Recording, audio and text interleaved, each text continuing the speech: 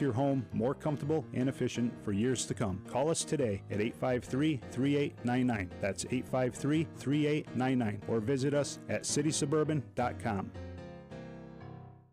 How do you sum up 70 years in 30 seconds? The Community Foundation of Herkimer and Oneida counties has helped nonprofit groups put more than $110 million donor dollars to work over the last 7 decades. Programs, services, people, places, progress. Our 30 seconds are about up, but we're just getting started. Learn more at foundationhoc.org and help us work toward a vibrant region with opportunity for all.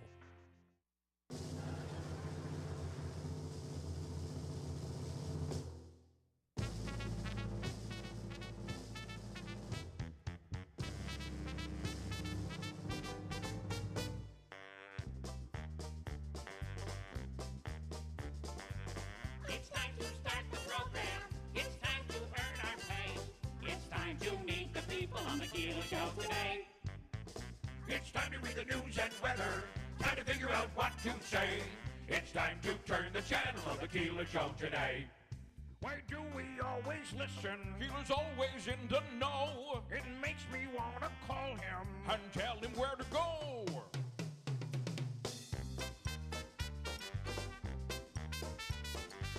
And now let's get things started. Andrew, let's get things started. It's time to get things started. On the most sensational, inspirational, celebrational, Keelerational. This is what we call the Keeler Show.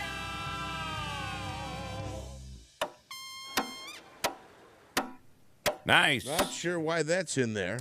Well, it doesn't matter. Just leave it where we are. Good morning. Good morning. What a weekend and a half, and we'll talk about it all here this morning.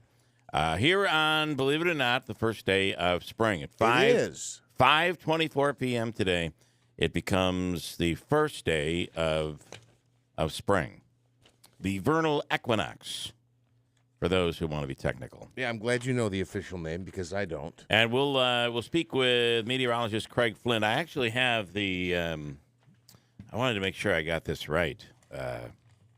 2 moments in the year when the sun is exactly above the equator and day and night are of equal length. That's where we are right now. Also, either of the 2 points in the sky where the ecliptic, the sun's annual pathway, and the celestial equator intersect.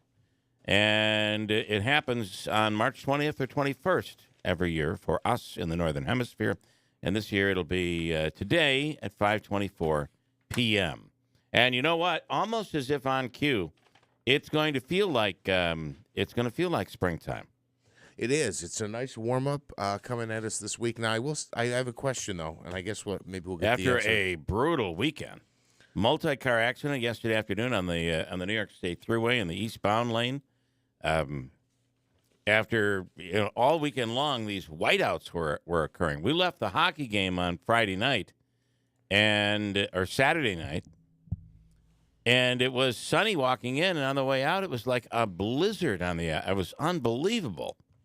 Now, that was Saturday night. Yesterday, there were a couple of times where there were whiteouts. Well, that's when the accident occurred on the.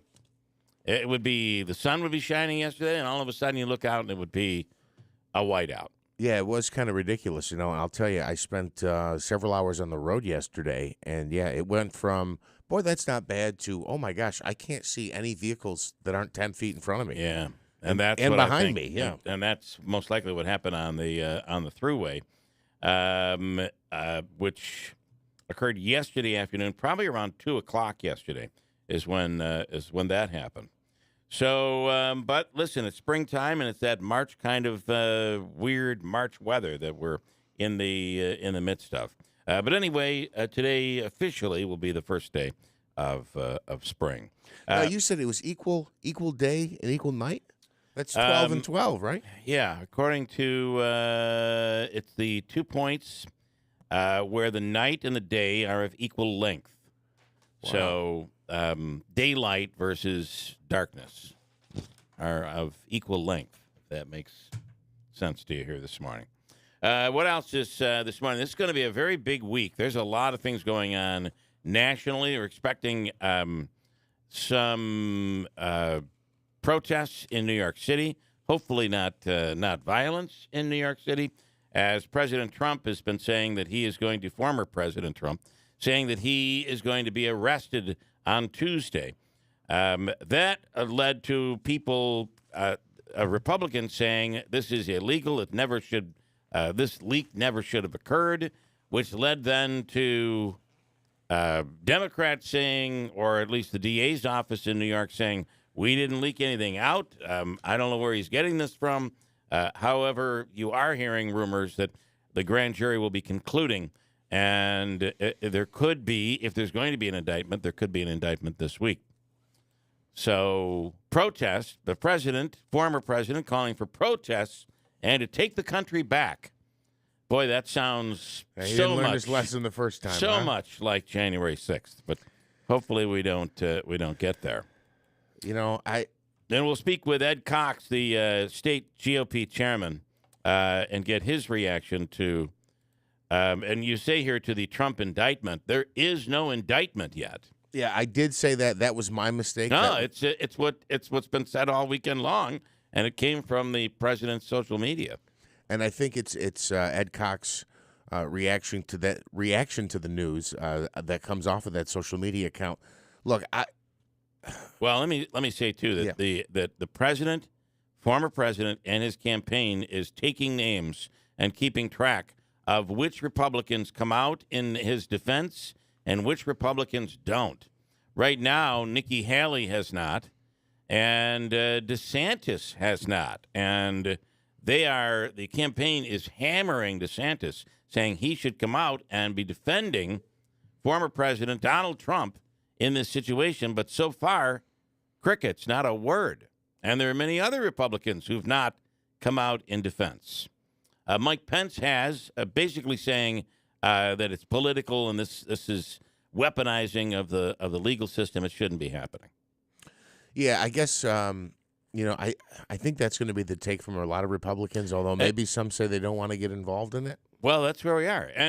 But even when you think about it, when it's all said and done, do they have any evidence? Because if there was, I believe this whole case here is probably not the biggest of all. There's a case in Georgia that's pretty big, involving interference in the election. That's probably bigger than this case. But is it? Do they have evidence? Is there enough evidence to show that he used campaign funds to quiet Stormy Daniels? It would figure that we'd be involved in something like this. It would involve a stripper. Oh well, even a porn star, right? Porn star, yeah. So I just can't believe we're still on this issue. I don't know what the evidence shows, and I know Michael Cohen went to jail for this, and he's already out for this, right? He's their star witness to this whole thing.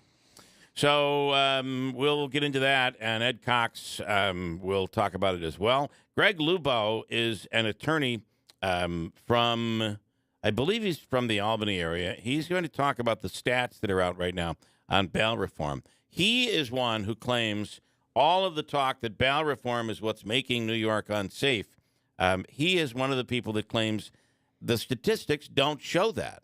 And now we have new stats out since bail reform has been placed in play in New York, and he has new stats. We'll talk about that with him. Marianne Buttonshaw is on later on this morning. We mentioned meteorologist Craig Flint.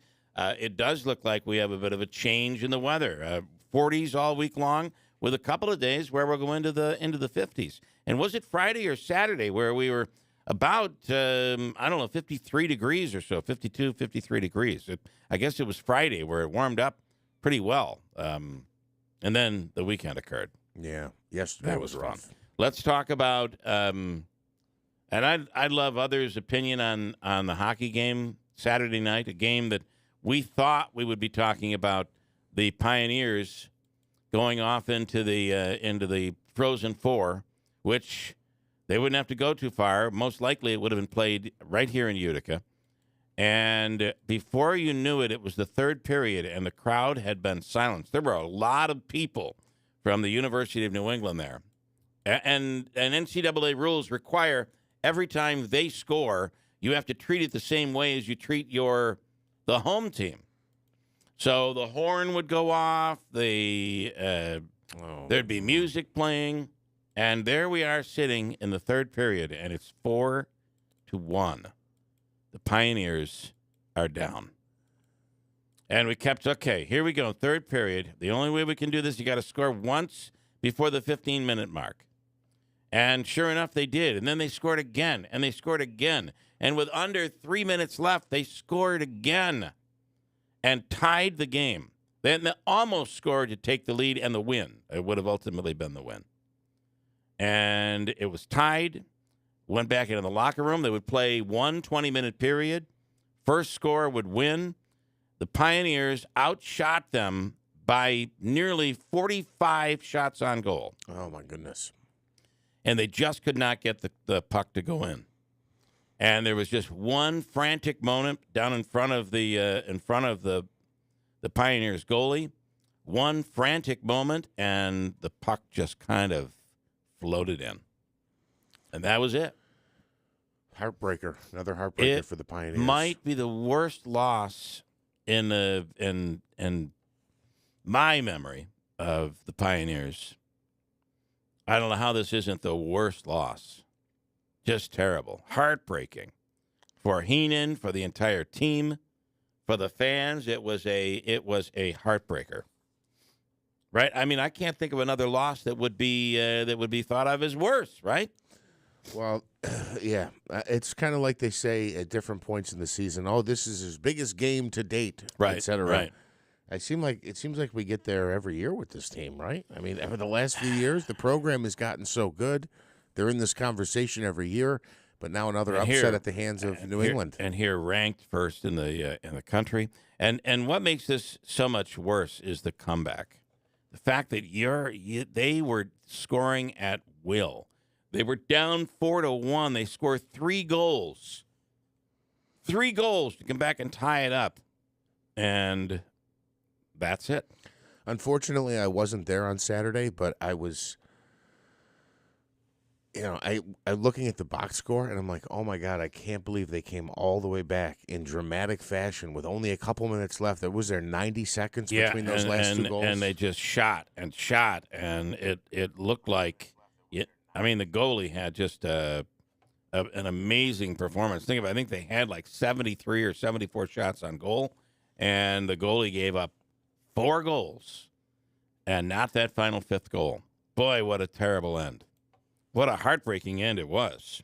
Wow. So that's how that came to an end. New Hartford lost in Class A over the weekend.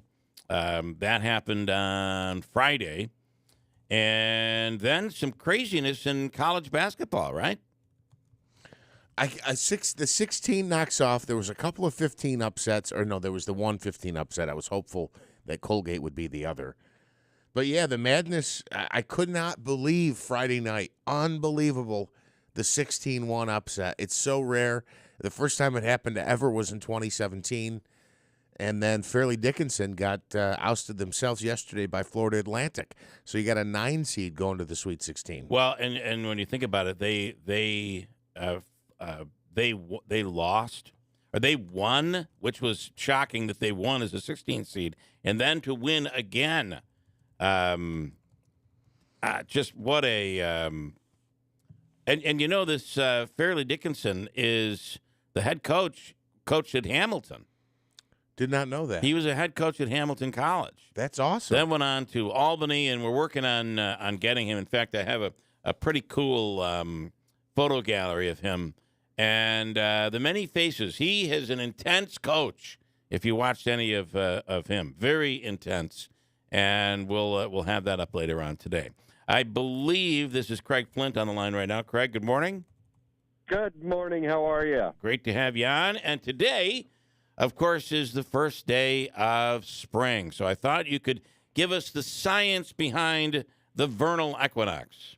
Yeah. So, the root of the word, so equal day, equal night deal.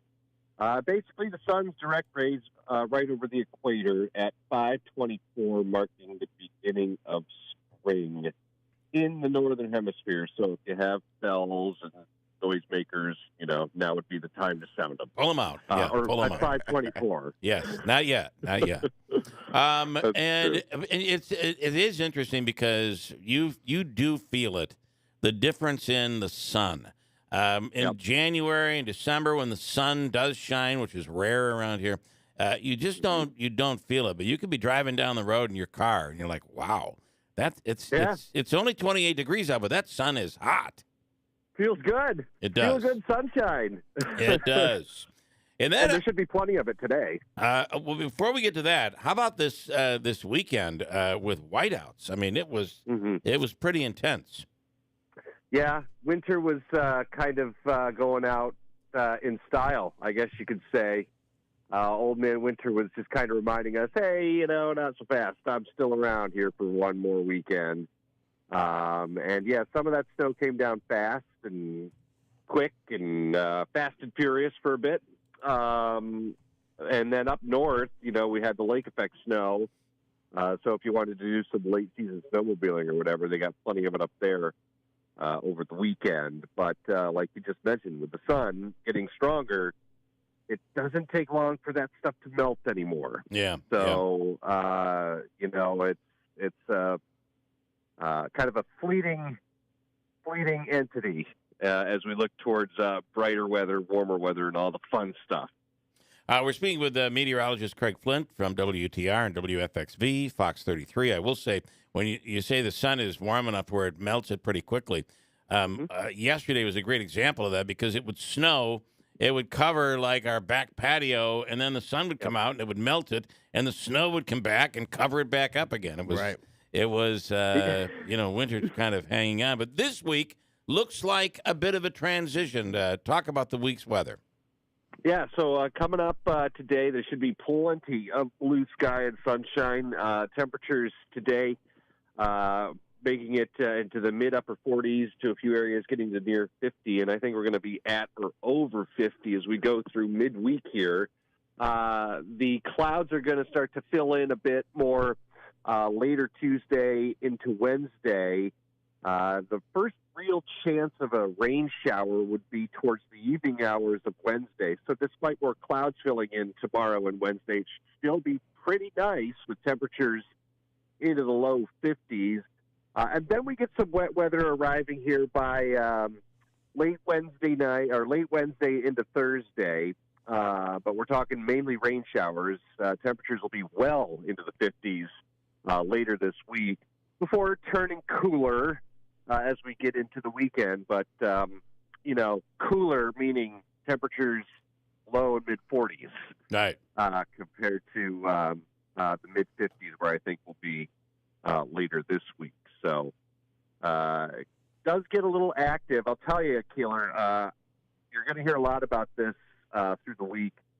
Another big storm coming into California and severe weather breaking out over the Plain States this week. Another sign of the spring season. So what are the chances that becomes that same type of storm we saw earlier in the month that we get here? Or have we warmed enough where it'll be more in the form of rain than snow?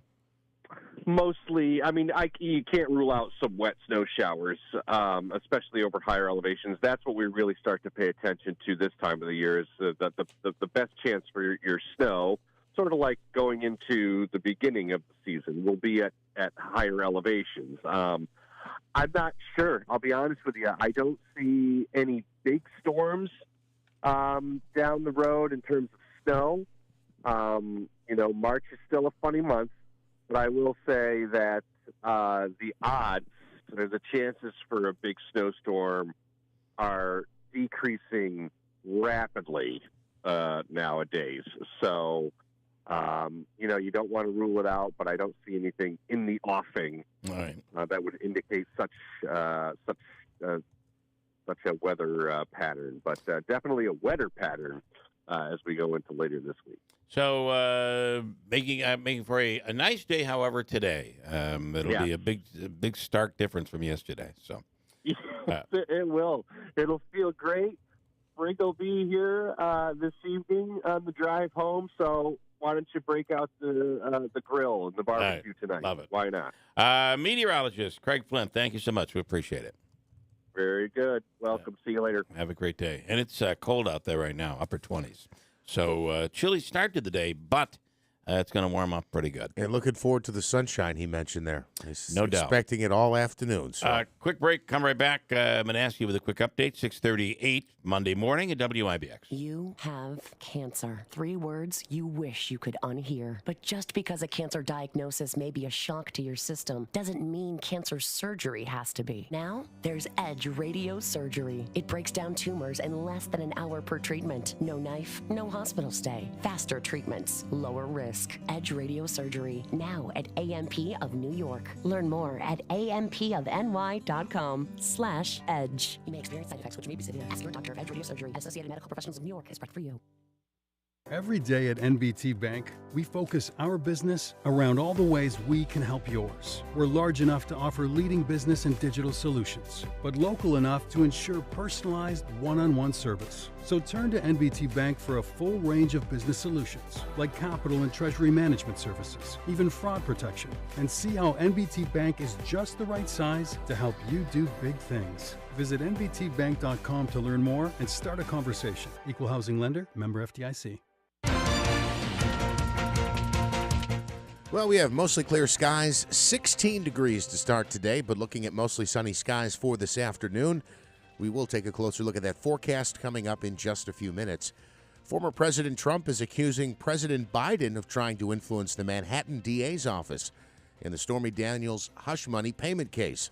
Trump made the claim Sunday on his Truth Social platform, adding that Biden wants to pretend he has nothing to do with the Manhattan DA's assault on democracy, when in fact he stuffed the DA's office with the Department of Injustice people, end quote. Prosecutors have signaled a possible indictment, but the district attorney's office has not confirmed Trump's claim that he would be arrested in connection with the case on Tuesday. The West Coast and parts of the South are both in store for some winter weather this week. California expected to get hit by another atmospheric river, producing heavy rain throughout the state and 2 to 4 feet of snow in Sierra Nevada. Freeze warnings are in effect in numerous states from Texas to Virginia. The Sweet 16 is set in the NCAA men's basketball tournament. 8 more teams kept their seasons alive on Sunday as they battle for a trip to Houston and the national championship. Michigan State and Creighton or Crichton? What's your guess there? I've heard it pronounced Creighton. Creighton and Michigan State both advanced. I've heard it pronounced Michigan State, and somebody in Rome will be very happy about that. Yes, I was thinking of her, Kathy. Yes, I thought to myself when I saw that they won, I said, Kathy, we'll probably hear from her tomorrow. Michigan State, they're Spartans, and Creighton, I think I said it wrong, each advanced with upset wins over Marquette and Baylor, respectively. Florida Atlantic ended the dream run of the 16-seed Fairleigh Dickinson, while Gonzaga edged TCU to advance. Fellow third seeds Kansas State and Xavier also earned second-round victories, Miami and UConn. Is that how it's pronounced? UConn? They rounded out the day's winners on Sunday. Swiss bank giant UBS is buying its troubled rival Credit Suisse for more than $3 billion. A statement from the Swiss National Bank notes the takeover will secure financial stability and protect the country's economy. UBS chairman, that's Colm Keeler, explained the move is attractive for its shareholders, but stressed this is an emergency rescue for the company.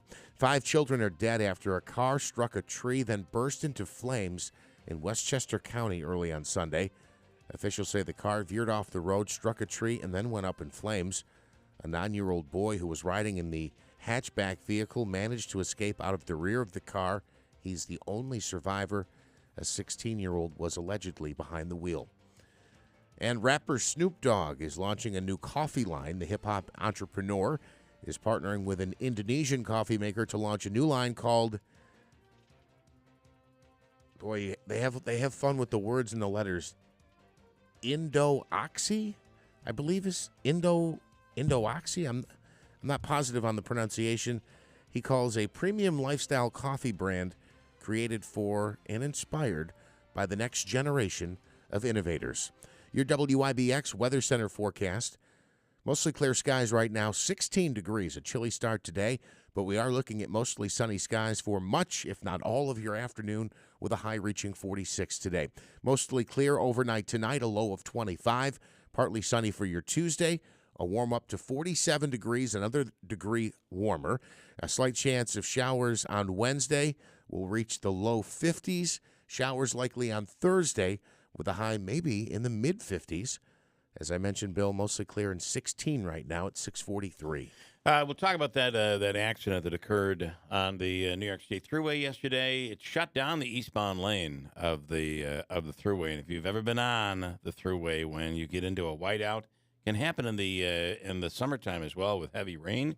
It's brutal because you just can't stop. You have traffic flying behind you, and you're trying to find the traffic in front of you. So beware. We'll break. It's 6:44 at WIBX. Are you sick of being just a number or doing a mindless job? Become a craftsman in a trade. Become an IBEW electrician. The IBEW and the Electrician Training Alliance will give you all the tools necessary at their state-of-the-art training facility. Earn as you learn. Paid training while you get your certification. What are you waiting for? Become an IBEW Local 43 electrician. Call or go online today to learn more. Find your career at IBEW and let the Electrician Training Alliance light up your future. Go green and save green right now at City Suburban. There has never been a better way to heat and cool your home than with a new Mitsubishi electric heat pump system from City Suburban. They provide energy-efficient comfort year-round, are whisper quiet, 40% more efficient than conventional systems, and offer room-by-room temperature control. And the best part is right now you can save up to $9,000 in rebates with the New York State Clean Heat Program while funds are available. Go green and make the switch today. And as always, receive City Suburban's POMG. That's peace of mind guarantee. This is Chris from City Suburban on Route 233 in Westmoreland. There has never been a better time to upgrade your system than right now. You can save up to $9,000 with New York State Clean Heat rebates and make your home more comfortable and efficient for years to come. Call us today at 853-3899. That's 853-3899. Or visit us at citysuburban.com. Home and Hospital Medical Supply and the New Hartford Shopping Center proudly carries a wide selection of home medical equipment. Lift chairs to buy or rent, canes, crutches, walkers, powered scooters, braces, foot care products, and so much more. And if for some reason they don't carry the product you need, they'll custom order it at no extra charge. Mary and her experienced team are there to assist you Monday through Friday, 9 to 5, or call them 315-724-6767 and online at HNHMedicalNY.com. Home and Hospital Medical Supplies, we make life easier. Hi, I'm Max Carbone, sales manager at Power Sports of Utica. We are currently overstocked on 2023 Ski-Doo models, and we are offering up to $2,000 off sticker plus a $500 gift card for anything in the store. Kawasaki KLR models have $1,000 in rebates as well, and we have all colors and trims available in stock and ready for delivery.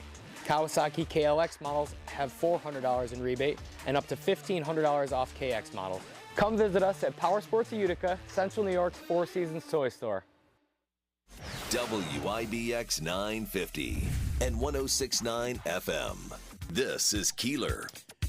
Some comments here this morning. The app is being worked on by engineering, we are told. We've had an interesting technical morning all morning long. It's like a traditional Monday here. Well, that's it's funny because Craig Flint said, the unsettled conditions in the Midwest and out west is a sure sign of spring, and maybe there's a correlation there too. Maybe there is. The YouTube feed is up, however. You can check it out there. Morning. The wind chill, is it? This is Martinelli. 47. If he doesn't, talking about Trump, if he doesn't go to jail, he's the next president, and that's what they're afraid of.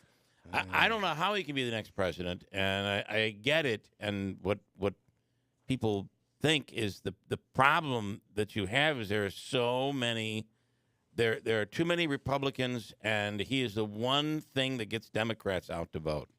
I don't see, Trump is going to win primaries. I just don't know how he wins the general because he's so polarized. Look, we've been wrong about this before. I say we. I don't want to bring you into this. I'm not saying it was a prediction we made, but I know I felt that way, and nationally it was thought that the Republicans would take a bigger control of. How else would Biden win? There's no way. Oh, right. There's no way. No one voted for Biden. They voted against Trump, and I don't see anything that has changed. The only thing that has changed is there'll be more Republicans that are not willing to vote for Trump than before. So this is a very interesting war that's going on within the Republican Party, and that's why DeSantis and Nikki Haley are not talking right now about what the president, former president, is talking about. What the Democrats ought to do, if they would like to maintain control in large amounts across the country, is instead of indicting Trump, they should nominate him. I totally agree. He is the guy that the Democrats want to see on that ticket. He's what Democrats want. You're right. Rochester Hardwood Floors, good morning. I don't think your app is working. You are correct. But the YouTube Live is working. UCF fan or UC fan 2917 this morning says, I read online, this is interesting. The UNE, that's the University of New England goal scorer, said he was trying to pass to a teammate, and the puck hit off our goalie, hit him in the back, and bounced in. And I could not see how it went in, and I didn't know how it went in, but that really makes sense. It was a freak goal that was scored. Utica's defense was so good. Their offense was just, they were pelting that goalie. The problem is it was hard to get off a really good shot. They would, and I'm not a hockey guy. I'm a huge fan, but, don't judge me. But it seemed like their defense did such a great job of getting in front of the goalie and getting in the way. It was very difficult for Utica to get a shot off. And it seems like not difficult for them to get a shot off, just difficult to get a really good shot off. But they did it in the third period, scoring 3 times in the third period to tie the game up, which was a shock. A shock. And I had another incident. I'm telling you, I had another incident where I got yelled at for standing up. Stop. Honest to For God. cheering at the game? You have to understand. Who can't see over your head? That's what I said. But he wanted, the guy behind me apparently wanted to sit. How can you sit when they've just scored their second and third goal within 10 minutes and tied the game up? Everybody was on their feet. And then all of a sudden I hear, this blinking guy would just sit the hell down. I could see. I cannot believe that. I can't either. But, it felt pretty good. I mean, being a short guy my whole life, no one's ever said to me, sit down, I can't see. But it's happened to me twice in the last 2 weeks. At a hockey game, no less. And in this case, at a hockey game. And at the point, I didn't stand the whole game. I just stood at that point.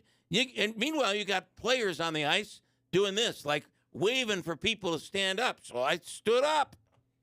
Was it a UC fan behind you or a University of New England? I feel bad. I don't want to say anything because it'd be my luck. I'd be like, well, why don't you stand up? And then realize that he's in a wheelchair or something. Joe Biden moment, right? Yeah. I'd feel like an idiot.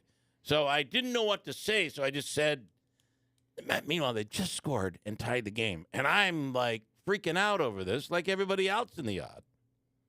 So I just said, don't get me started. I don't even know what it means. I don't even know what it means. I didn't know what to say.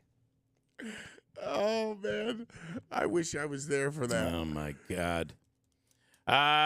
Ladies and gentlemen, Kathy in Rome is one happy person. She ended the week by saying, there's really no chance that my Michigan State's going to go anywhere in this tournament, but it's always nice to cheer him on.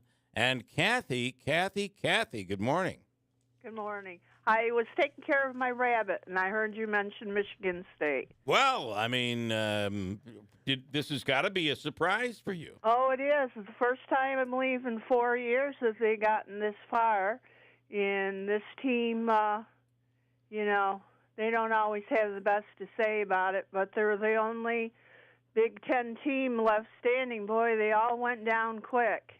Wow, this has been a very unpredictable tournament, hasn't it? Yeah, well, most of them are. Yeah, I keep hearing from a lot of people how, the Big Ten is overrated, and certainly they went down very quickly. So we're thrilled. We'll see. They're going to play Kansas State. We'll see if they can hold up or not to move on. It would be nice for Izzo, in the college. Yeah, it's been 1979 and 2000 when they last won the tournament. So well, listen, anything can happen this year. Anything can happen, just like every other year. So interesting. Definitely. All right, but Kathy. I am following Colgate. They are in the ice tournament with Michigan this coming Friday evening. So I'm all excited. I'm going to be cheering for Colgate over Michigan. All right. That's, listen, we're down. Every team that I have been gunning for to go all the way has lost. It's just, and, who do you have, Bill, for a final? Listen, it isn't about, I wanted Colgate to at least win a game in the tournament. That didn't happen. I really, other than that, I really don't really care, to be honest. I kind of, at this point, the FDU, I was like, boy, wouldn't it be great if they won one more game? And they stayed in that game for quite some time. Oh, I loved it when Colgate made the threes, and they were exciting to watch. So I'm very blessed to beat them in the tournament. I just didn't think Miami was that good, and I just didn't think they would pull that game off last night. And Miami just started nailing three-pointers, and they won. So I can't predict anything. It was rough for Indiana. Yeah. They were flat, especially in the second half. Thanks, Bill. Okay. Go green, go white. Okay, thank you. Take care. Bye-bye. Kathy is happy as can be. Hey, how are you? So it's funny you mentioned the tournament there. Not only is Colgate in it, but Cornell is in it as well. Colgate upset Harvard 3-2 on Saturday to win. Is this the Class A or the Division I Frozen Four? Yes, it's the Division I Frozen Four, correct. And there are 1, 2, 3, 4. So it looks like they're down to the Sweet. Well, it's 16 teams is what they do. Okay, all right. It's a 16-team tournament. It's the first round. Colgate plays Michigan on, that must be Thursday night at 8:30. Michigan, the number 3 team in the country. And Cornell plays the number 4 team in the country, Denver. A couple other things in the news that you can take care of here. A man in Illinois accused of killing. Oh, that's an old story. That's from last week. That the guy on Family Feud that ended up being charged with killing his wife, was on Family Feud joking about how he really didn't want to be married. Isn't that interesting? Over the weekend, we had a chance to check out the Boston Strangler. That was Willie Waffle's advice. And it's a movie, not a series, so you don't have to stick with it for long. But it is good, and it is interesting.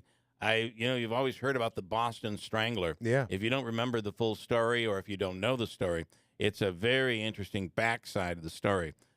Really a great one to watch. It's on Hulu if you get a chance. Now, when you say the backside of the story, this is well, you see a lot that was going on behind the scenes, and how things didn't get solved overall. They didn't get solved, and how a newspaper played a big role in the investigative reporting. It's really a good one to watch. The Boston Strangler.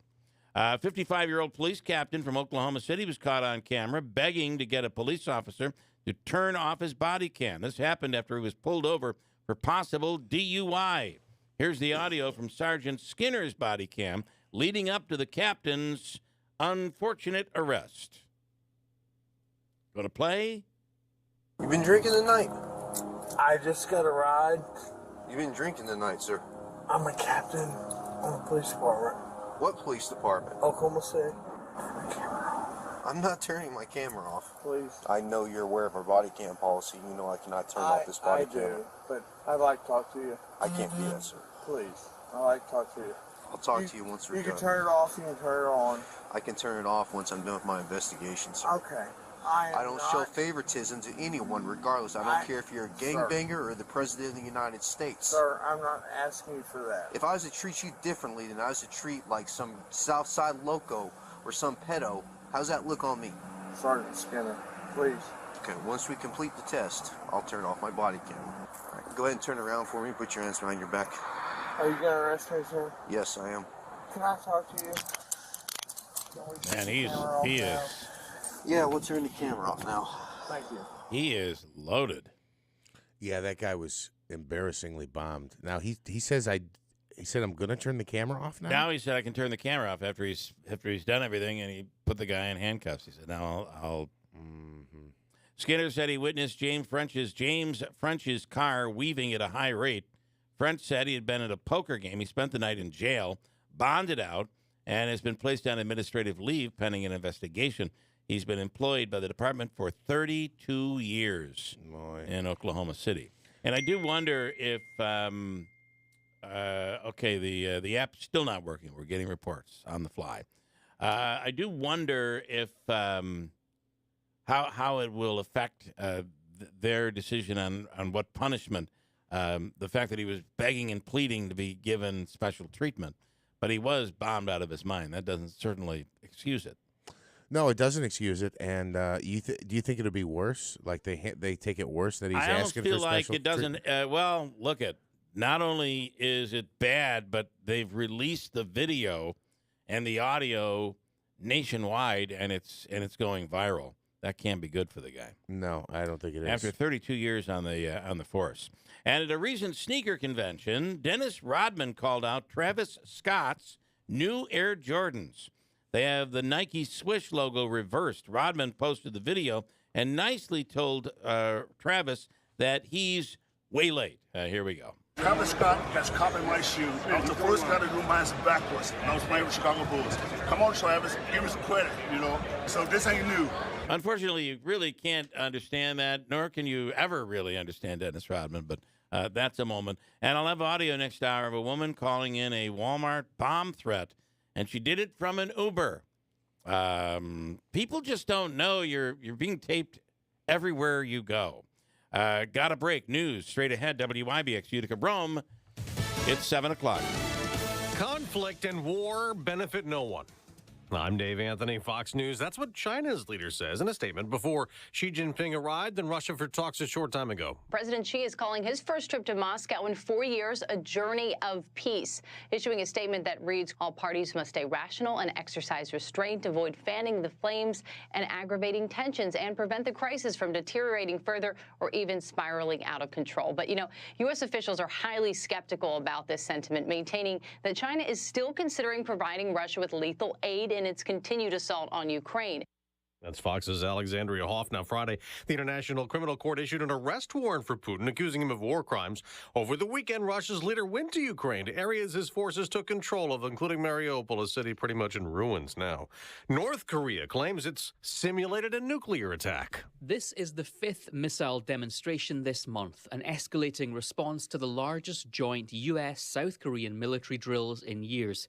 Pyongyang says the short-range missile flew about 500 miles, carrying a mock nuclear warhead. Fox's Jonathan Savage. Former President Trump predicted over the weekend he'll be arrested tomorrow in New York City. Today, one of his allies will testify before a grand jury. The testimony will come from an attorney who briefly advised former President Trump's one-time attorney, Michael Cohen. The Manhattan DA is investigating Mr. Trump's role in an alleged hush money payment shortly before the 2016 election. Fox's Marianne Rafferty. That payment Cohen made to porn star Stormy Daniels claimed after she claimed to have had a past sexual encounter with Trump. House Speaker Kevin McCarthy is calling on Trump supporters to remain calm, also critical of the Trump investigation. There should be equal justice in America.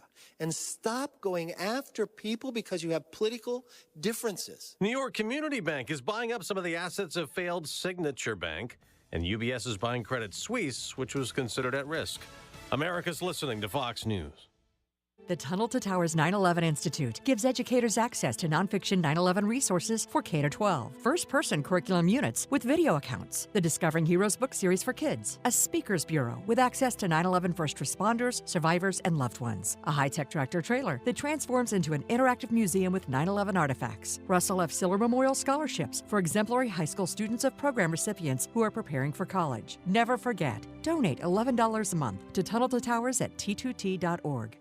Progressive presents 10 things on a food truck owner's to-do list that are harder than getting a commercial auto insurance quote. Stocking the fridge, prepping the stations, finding employees that get along well, finding employees that actually do their job. Looking at you, Gary. Balancing the books, balancing the flavors, having a fresh menu and fresh produce and fresh meat, but never a fresh mouth. But the easiest thing on a small business owner's to-do list? Seeing if you can save on commercial auto insurance. Get a quote in as little as 6 minutes at progressivecommercial.com. Progressive Casualty Insurance Company and Affiliates. Coverage subject to policy terms and conditions. Those two bank deals come amid reassurances from the Treasury Secretary the banking system remains sound despite Signature and Silicon Valley failures. President Biden says it's up to Congress to bolster protections against more bank failures. South Dakota Republican Senator Mike Rounds said regaining confidence will take time. It's going to take a couple of months for consumers outside to recognize that all of these banks are stable. Massachusetts Democratic Senator Elizabeth Warren says she wants to see an independent investigation as well as another provision aimed at failed bank CEOs. They don't get to go into banking again if they explode a bank. Both were on NBC's Meet the Press. Congressional hearings on bank failures start later this month.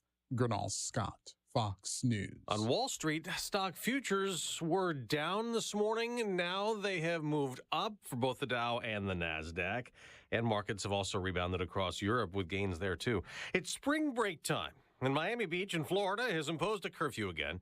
It was overnight into this morning. Then another one will be imposed starting this Thursday through Sunday after a deadly shooting early yesterday. Another shooting on Friday killed one man, seriously wounded another, and sent a crowd of vacationers running for safety.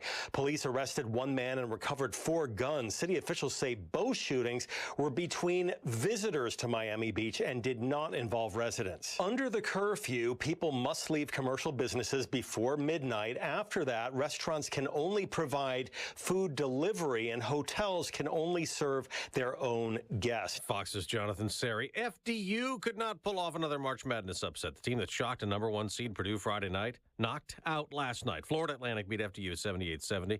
Also advancing in the NCAA men's basketball tournament to the Sweet 16, Connecticut, Creighton, Gonzaga, Kansas State, Miami, Michigan State, Xavier.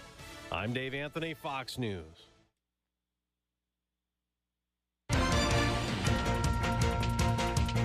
Mostly clear skies, 16 degrees. WIBX News Time is 7:03. Good morning. I'm Jeff Manaski. This news update is brought to you by Jackson Hewitt. Get 50% off tax prep at Jackson Hewitt. Limited time offer for new clients filing at participating locations. Max savings $200. Visit jacksonhewitt.com/50 for full terms. Well, a Central New Yorker has found a pot of gold. Someone won $7.3 million on a lottery ticket that was sold in Barneveld. A $10 set for life lottery ticket has set up one lucky lottery player for the rest of his life. It was sold at the Nice and Easy on Route 12 on March 15th, 2 days before St. Patrick's Day. Now, a store official posted the amazing news on social media, but some people thought it was old news or maybe a prank. But officials say it is true. It's a nice, hardworking guy who won the $7 million. He's a, quote, hardworking young man who cares about the community. The winner is said to be from Racket Lake. Again, he purchased that winning ticket on Route 12 in Barneveld. More on that story on our website at WIBX950.com. Well, today will look and feel like the first day of spring, especially by this afternoon. A closer look at your forecast is coming up in just a few minutes, but we're looking at a high today reaching the mid-40s with mostly sunny skies. Not the case yesterday. It was a mess on the roads in many areas of central New York, and the eastbound lane of the New York State Thruway was closed yesterday between Westmoreland and Utica. Forecasters say heavy snow squalls and high winds contributed to the Sunday afternoon mess that we saw yesterday, causing some whiteout conditions. There were several cars involved in that pileup, again, closing one of the eastbound lanes for a few hours yesterday.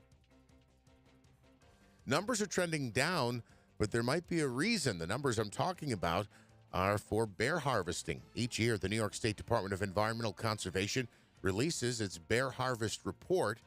2022 saw an overall decline in the numbers from the year before, though DEC officials say it was still a successful season. In the northern zone, hunters harvested an estimated 458 bears. That's up 14% from last year However, in the southern zone, the number was down by 9% to a total of 860. The total average statewide was 10% lower than the 5-year average. You can read more on that story on our website at WIBX950.com. Your Weather Center forecast. A chilly start right now, but it'll warm up and sun up by this afternoon. A high today of 46 degrees with mostly sunny skies for much of the day. Overnight tonight, mostly clear and a low of 25. Partly sunny tomorrow, a high reaching 47 degrees. Wednesday, chance of rain showers, otherwise mostly cloudy and a high of 51. By Thursday, rain showers likely and a high reaching the mid-50s. Mostly clear and 16 degrees right now. WIBX News Time is 7:08. All right, in sports, a disappointing end to the season. The Utica Pioneers shocked at home at the Adirondack Bank Center on Saturday night in the quarterfinals of the NCAA tournament. Pioneers were hoping to play in the Frozen Four and host some action at the Adirondack Bank Center. Although it did not happen, they lost to the University of New England by a final of 5-4, despite a dramatic comeback. Pioneers scoring 2 goals in the final 2.5 minutes to force overtime, with just a couple of minutes into extra time. It was the University of New England who pulled out the 5-4 victory, and they now advance. Division I NCAA tournament action for the first time in more than 3 decades. Colgate wins the ECAC tournament, and they are headed to the NCAA tournament. Colgate knocking off Harvard by a final of 3-2. They advance to the big dance to take on number 3 Michigan. They'll play Thursday night at 8:30. Also in the NCAA Division I men's hockey tournament is Cornell University. They'll play number 4 seed Denver coming up on Wednesday night. That is set for a 5:30 puck drop. The Knicks hope to extend their winning streak to 4 games when they host the Minnesota Timberwolves tonight at MSG. The Rangers blew out the Nashville Predators 7-0 to extend their winning streak to 4 games. More hockey news. The Devils snapped a 3-game losing streak after striking down the Lightning with a 5-2 victory in Tampa. Some preseason baseball. The Yankees have dropped each of their last 5 Grapefruit League games. Yesterday, they lost 5-3 to the Baltimore Orioles. The Mets lost to the Cardinals yesterday, a final of 8-7. Fairleigh Dickinson's Cinderella run at the NCAA men's basketball tournament, that came to an end after they lost to Florida Atlantic 78-70. Number 15 Princeton shocked the nation after a victory each of the first 2 rounds of the tournament. They move on to the Sweet 16. The Tigers coming off a 78-63 victory over number 7 Missouri, and they'll face number 6 Creighton in the Sweet 16. And Iona's season came to an end after an 87-63 loss in the first round against UConn. So much more to get to as well. It's just a wild weekend as we head in at this time of year. New Hartford boys basketball was eliminated on Friday. There's just so much to talk about. We'll touch base on some of it and so much more coming up this hour. First news, Keeler in the morning on WIBX 950 AM and 106.9 FM. Hi, this is Frank with Northland Trailers located on River Road in Marcy. At Northland, we offer a full line of utility, snowmobile, enclosed, dump, and equipment trailers. We can also custom design a trailer to meet your specific needs. In addition to trailers, we have a full parts showroom, and we service what we sell. Our family business is proud to have been serving our community for over 4 decades. Northland Trailers is located right outside the city of Utica. So swing on down and let's talk towing.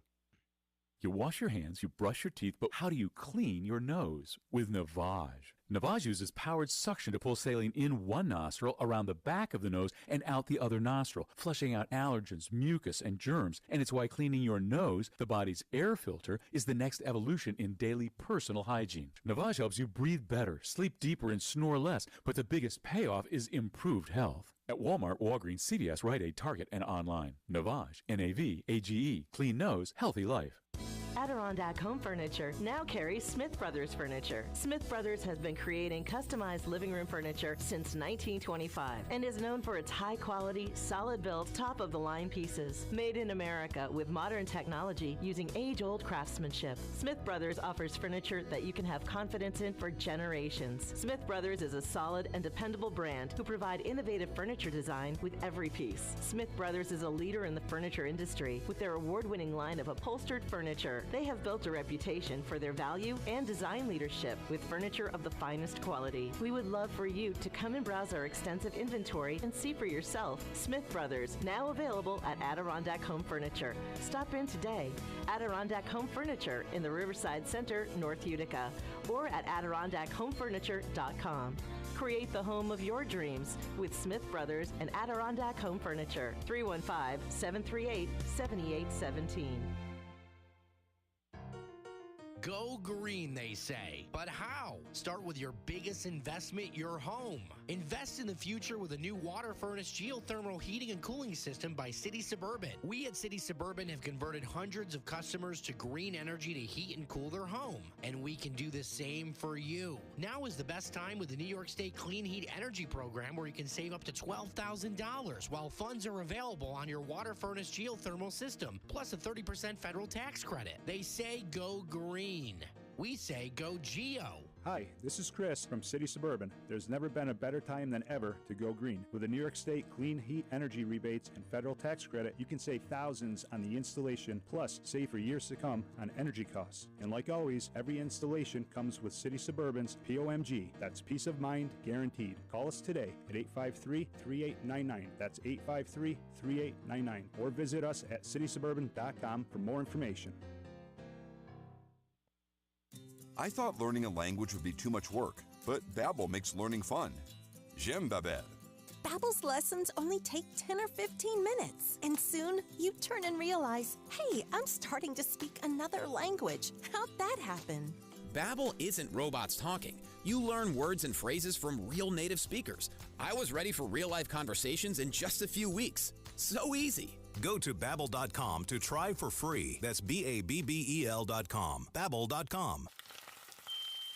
I can't take this kitchen any longer. Carl, we need to start looking for a new house. Honey, you know the housing market is tight. It's going to be next to impossible to find something that we like. I know, but this kitchen has to go. Hey, what about a home equity loan from Adirondack Bank? We can turn the equity from our home into cash to renovate, just the way you want. Renovate? Adirondack Bank has competitive rates, and they've been a trusted community bank for decades. A new kitchen.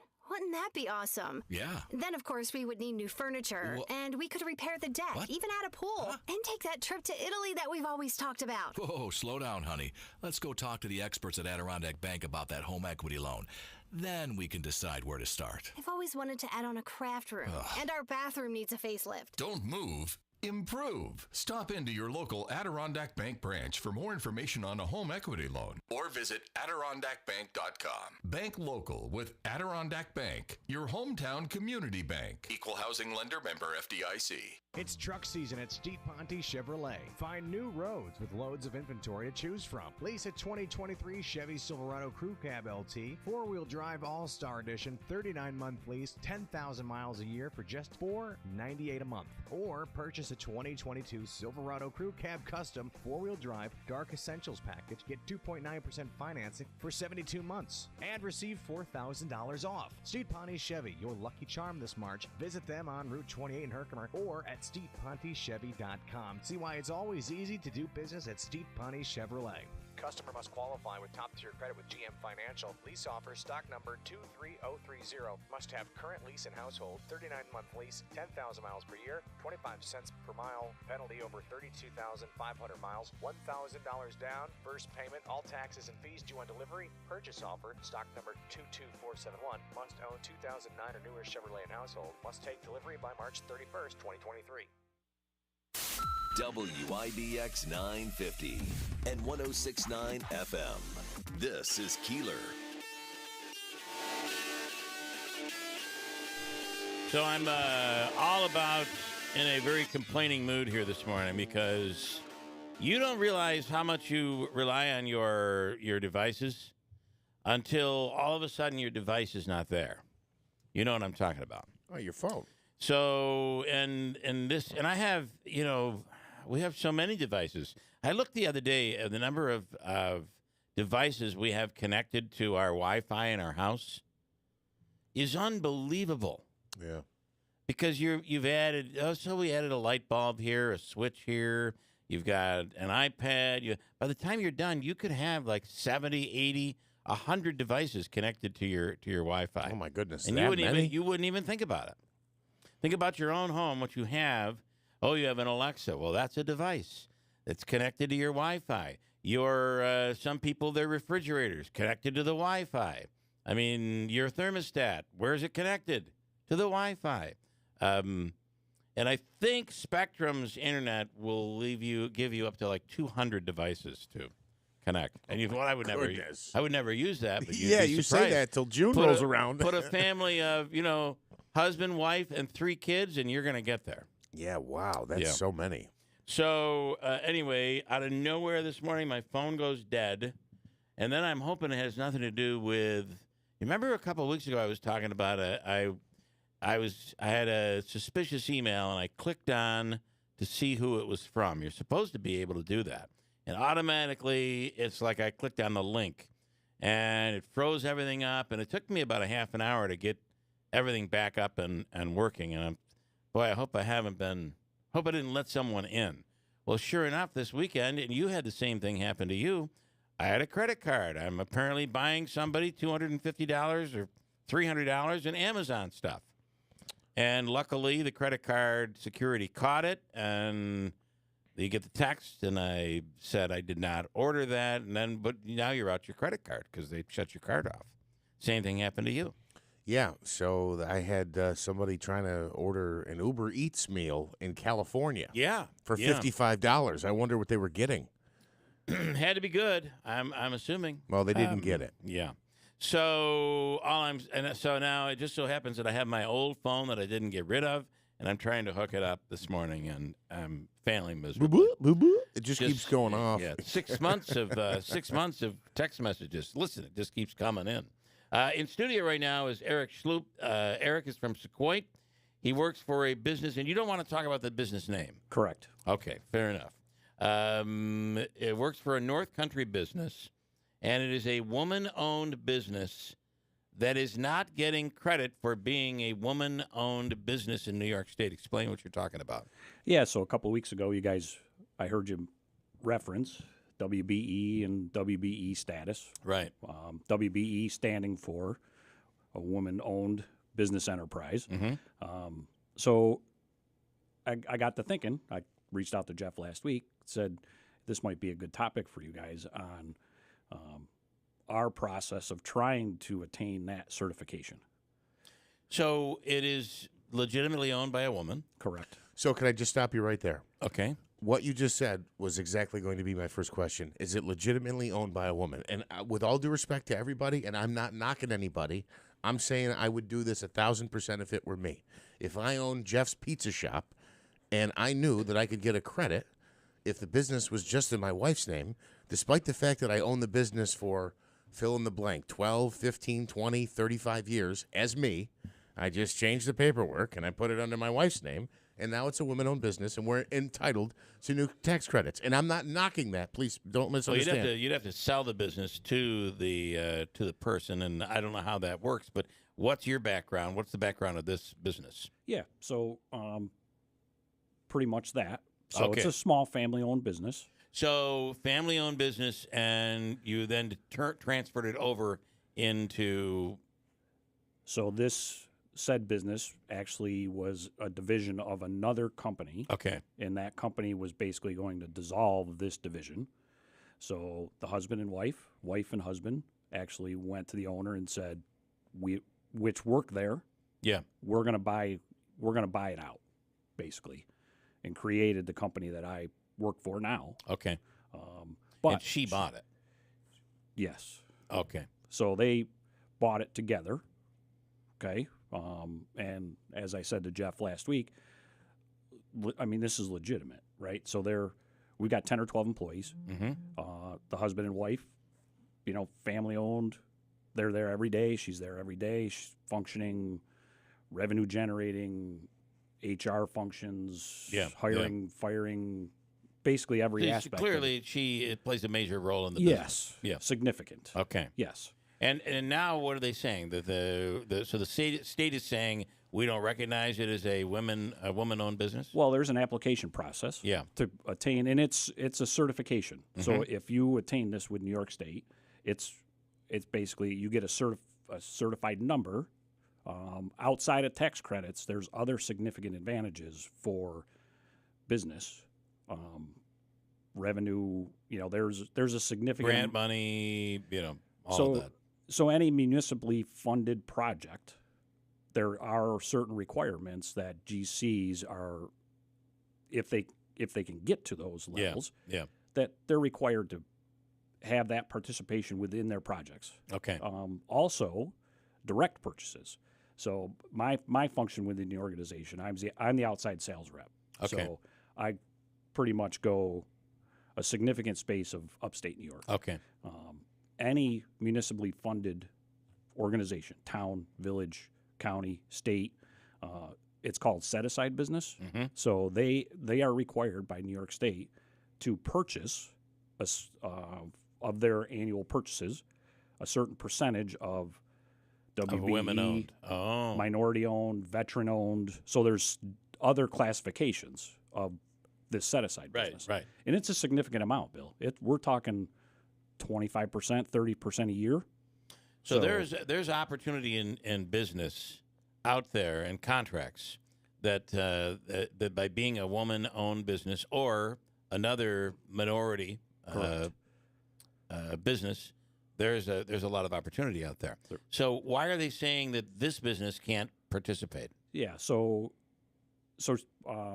Kathy, the owner, went through the application process. Yeah. And waited some more. Finally got a denial from New York State for a variety of reasons. So it was neither here nor there what they were. But so I read the denial and basically said how long were anybody from New York State in the office doing interviews, right? So some of the description in the denial letter, you couldn't get that information unless you were in the building interviewing people. Okay. Right? Employees. Right. That kind of, you know what I mean? So what you're saying is, I know you're trying to, you're talking in code a little bit because you don't want to reveal the name of the business because I'm assuming you'd rather not have any.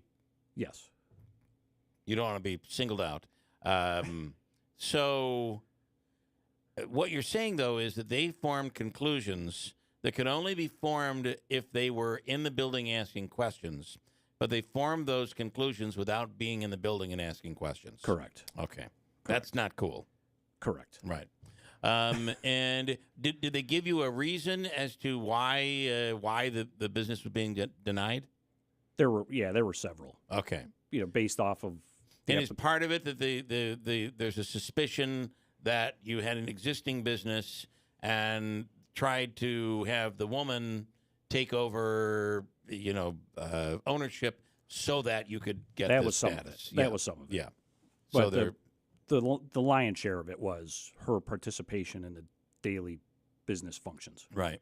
Which they would never know unless they were interviewing. And what you're saying though is that their conclusions are wrong. Some of them, yeah. So what do you want to accomplish by? Have you reached out to? Well, I'll start with what do you want to accomplish by coming on the air? Well, so they gave us a 30-day window of appeal. Okay. Which was done, right? In conjunction with counsel, accountants, that kind of thing. Yeah.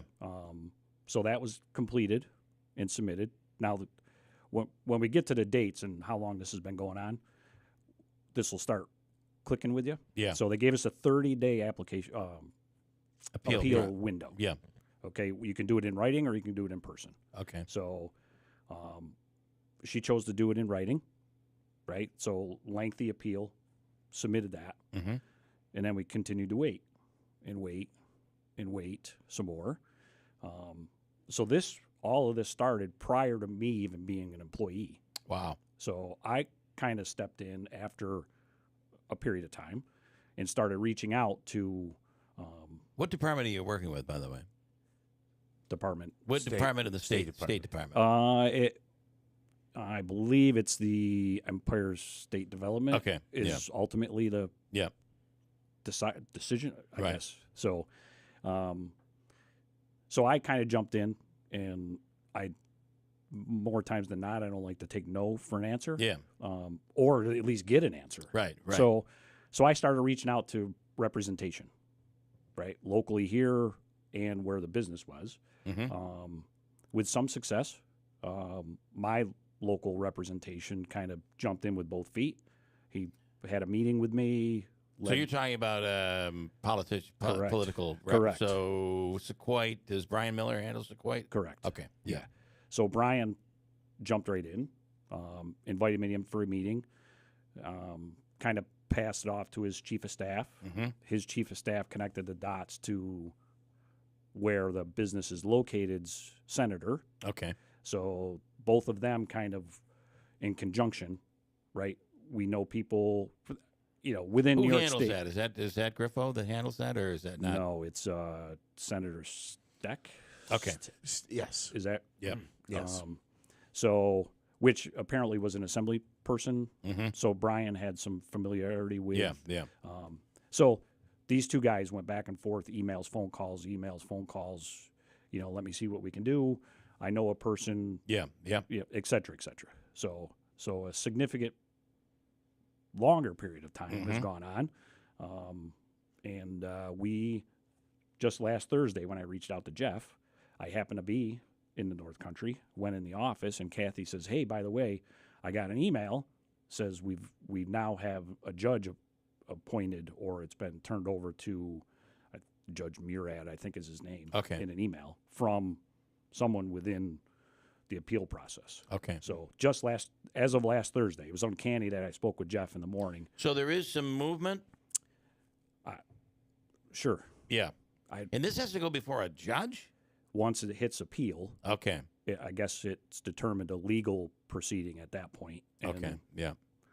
That's, I don't really know, but. I see. So the business, you have to go to your representative where the business is located. Correct. You're from Sequoia. Okay, that's where my confusion was. Yeah. Yes. So, and it's Joe would handle Sequoia. Senator Daniel Steck, STEC, is the senator. That so I wanted to double check the name. You're in a position now where you're just waiting. Okay. And this has been going on for how long? Okay. So that's the big moment. The big reveal. All right. So the application was submitted March 7th of 2017. Wow. So we got a denial in January of 2020. So almost 3 years. So we had in that. 3 years. 3 years to get the denial. Yeah. And we had 30 days to appeal, which we did.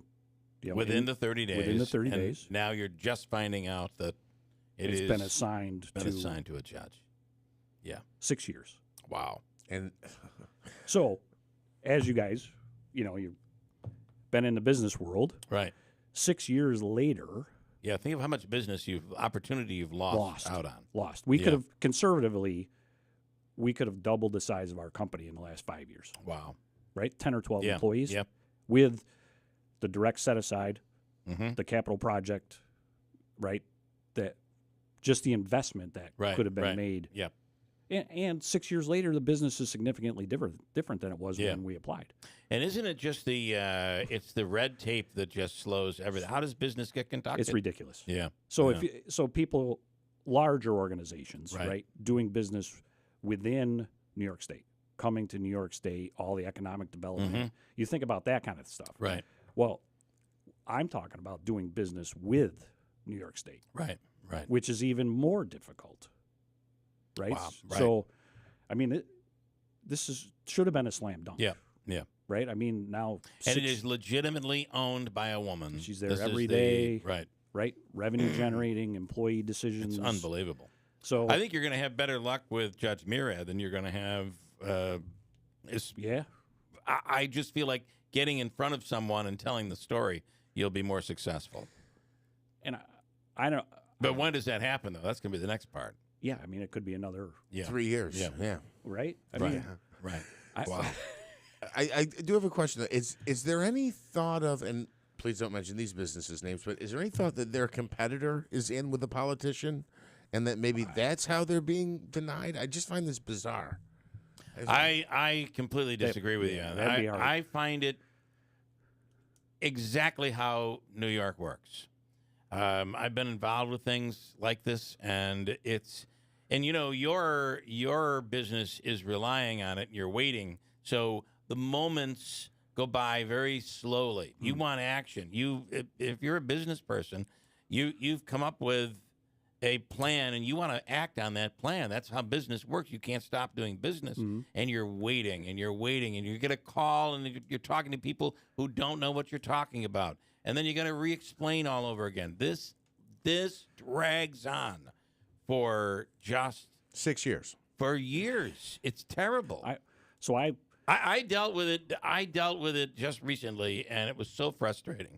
And I have another friend who's in business who said, I won't even apply anymore for any of this stuff because it takes so long and there's so much work that goes into it, and then you just get unfairly denied in the end. And and that's unfortunate. I mean, Kathy's convinced now that it's done. Yeah. Right? She's like, and we had communication that they basically said, if you feel unjust or you can start over. Well, what? Well, start over. And I mean, there's a significant amount of work to get it done in the first place. Well, I would keep in touch with because Brian does a great job. Brian Miller. I'd keep in touch with them. Make sure they know that this is the next step that you're going through. And I think being in front of a fair judge who can actually ask questions and get answers, all in the matter of an appearance, I think you're probably in a much better place right now than you have been in the last 6 years. We'd like to think so. Yeah. I will tell you're in a lot better place than I am with my iPhone this morning. No, I truly think you have an opportunity here with going before a judge, but it shouldn't work this way. I mean, how do we get business done? I don't know. It doesn't work this way. And maybe you're right, Jeff. Maybe there are the people that are already in the system. We don't want to add to it because that just dilute the system. So we don't want to add anymore. I don't know, but this just doesn't seem right. So, all right. Please keep us updated. Yeah, let's follow up on it and see what happens. Yeah. We'll talk another 6 years. Okay. Maybe. I'm hoping to be retired. Then, okay. Yeah. All right. Hopefully it's before that. Okay. Eric Schloop. Thank you. And again, we've not announced the name of the business just because, for obvious, I think obvious reasons. So, all right. Thanks. You. Good luck. 7:35 coming up. We'll do Habaika's free money question of the day. Chance for you to win $100 and some other stuff coming up at WIBX. Hi, I'm Joe Carbone. Welcome to Harley-Davidson of Utica. Get a jump on your riding season with over 120 Harley-Davidson motorcycles to choose from. Harley-Davidson Motor Company 120th anniversary celebration is March 25th. Stop in for food, beverages, music, and lots of Harley-Davidson giveaways. Register to win a 2023 Breakout and a free trip to Milwaukee for the anniversary blowout. So come to Harley-Davidson of Utica March 25th for our great event. Get in zone, AutoZone. Welcome to AutoZone, America's #1 brakes destination. We have the pads, rotors, drums, shoes, and brake fluids to improve your stopping power. Right now, save 15% when you get any 2 Duralast rotors with a set of Duralast brake pads. Missing a tool? Ask about our free Loan-A-Tool program and borrow the tools you need to get the job done. Get in zone, AutoZone. Claim based on data from the MPD Group 2021. Deposit required for Loan-A-Tool. Deb's constipation with belly pain, discomfort, and bloating kept giving her grief. She talked to her doctor to get some relief. Deb had irritable bowel syndrome with constipation or IBS-C, which was a start. Saying yes to Linzess helped her do her part. Linzess, or linaclotide, is a prescription medicine that treats IBS-C in adults. Linzess works differently than laxatives. It lets you have more frequent and complete bowel movements and helps relieve overall abdominal symptoms, belly pain, discomfort, and bloating. These symptoms were studied in combination, not individually. Do not give Linzess to children less than 2 years old. It may harm them. Do not take Linzess if you have a bowel blockage. Get immediate help if you develop unusual or severe stomach pain, especially with bloody or black stools. The most common side effect is diarrhea, sometimes severe. If it's severe, stop taking Linzess and call your doctor right away. Other side effects include gas, stomach area pain, and swelling. There could be more to your story with IBS-C. Talk to a doctor today. Say yes to Linzess. Learn more at linzess.com or call 1-800-LINZESS. Sponsored by AbbVie and Ironwood Pharmaceuticals. Breaking news. Tax refund shock is everywhere, but what is it? My tax refund shrank. Mine too. The culprit? Pandemic-related stimulus payments and tax credits expiring. In this reporter's opinion, you need a tax expert. Hey guys, Jackson Hewitt guarantees your biggest refund. And tax prep is 50% off? Going there now. 50% off is a limited time offer for new clients filing at participating locations. Max value $200. Visit jacksonhewitt.com/50 for terms. Menthol is not just a flavor. It's a manipulative way for big tobacco to target, attract, and addict Black Americans. Tobacco companies aggressively market menthol products using elements of Black culture, putting more products on shelves in Black communities, and making them cheaper. And it's not just an injustice, it's killing us. Smoking-related illnesses are the #1 cause of death in the African American community. Help us fight this injustice at notjustmenthol.org. I'm Martin Hoke, the inventor of Navage Nasal Care, and I love Navage. I've told you about how your nose is the body's air filter, that Navage's powered suction will help flush out allergens, viruses, mucus, and germs, and that Navage will help you breathe better. But what do other people say about Navage? Like Tara, quote, "My doctor wanted me to do saline rinses for my allergies, but I've never been able to successfully use a neti pot. Navage uses suction power, so it's foolproof. There are nights when I'll have particularly bothersome allergies. I'll bust it out, and the results are immediate. It's such a relief. It's become a lifesaver." Unquote. She's one of over 100,000 online reviews praising Navage, the all-natural solution trusted by over 3 million people to help you breathe better, sleep deeper, snore less, and stay healthier without drugs. Navage is available at Walmart, CVS, Walgreens, Target, Rite Aid, and online. Navage, Navage, clean nose, healthy life. Home and Hospital Medical Supply and the New Hartford Shopping Center proudly carries a wide selection of home medical equipment. Lift chairs to buy or rent, canes, crutches, walkers, powered scooters, braces, foot care products, and so much more. And if for some reason they don't carry the product you need, they'll custom order it at no extra charge. Mary and her experienced team are there to assist you Monday through Friday, 9 to 5, or call them 315-724-6767 and online at HNHMedicalNY.com. Home and Hospital Medical Supplies, we make life easier. Some morning sunshine, 17 degrees. WIBX News Time is 7:40. Senator Elizabeth Warren says Jerome Powell has failed as the chairman of the Federal Reserve Bank. Speaking on NBC's Meet the Press, the Massachusetts Democrat said Powell took a flamethrower to bank regulations, making him partly responsible for the recent collapse of 2 multi-billion-dollar banks. Warren also said Powell has failed when it comes to monetary policy. She said the Fed should stop hiking interest rates to control inflation because all it does is put more people out of work. Former President Trump is accusing President Biden of trying to influence the Manhattan District Attorney's Office in the Stormy Daniels case. Trump made that claim Sunday on his Truth Social platform, adding that Biden wants to pretend he has nothing to do with the Manhattan DA's assault on democracy when, in fact, he has stuffed the DA's office with the Department of Injustice people, end quote. Prosecutors have signed a possible indictment, but the DA's office has not confirmed that. Trump is claiming he would be arrested in connection with the case on Tuesday. North Korean leader Kim Jong-un is calling for the country to bolster its nuclear readiness. In remarks carried by state media, Kim accused the United States and South Korea of planning aggression against North Korea. He said his country's nuclear force will strongly deter, control, and manage the enemy's reckless moves and provocations. Mississippi's Department of Human Services wants a judge to keep former NFL star Brett Favre on as part of their lawsuit to recover misspent welfare funds. DHS lawyers in Jackson, Mississippi last week asked the judge not to allow Favre to walk away from the case. He has never been charged with a crime, but there is evidence that links to him in a scheme to misspend millions of dollars that were supposed to go to needy families. California's largest school district and the second largest in the nation is likely just a day away from shutting down for at least 3 days.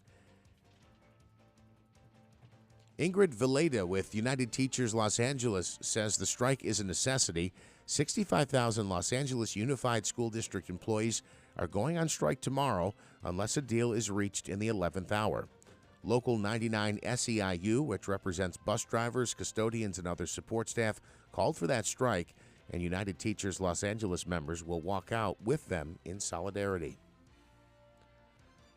It looks like Shazam! Fury of the Gods isn't exactly making movie magic at North American box offices.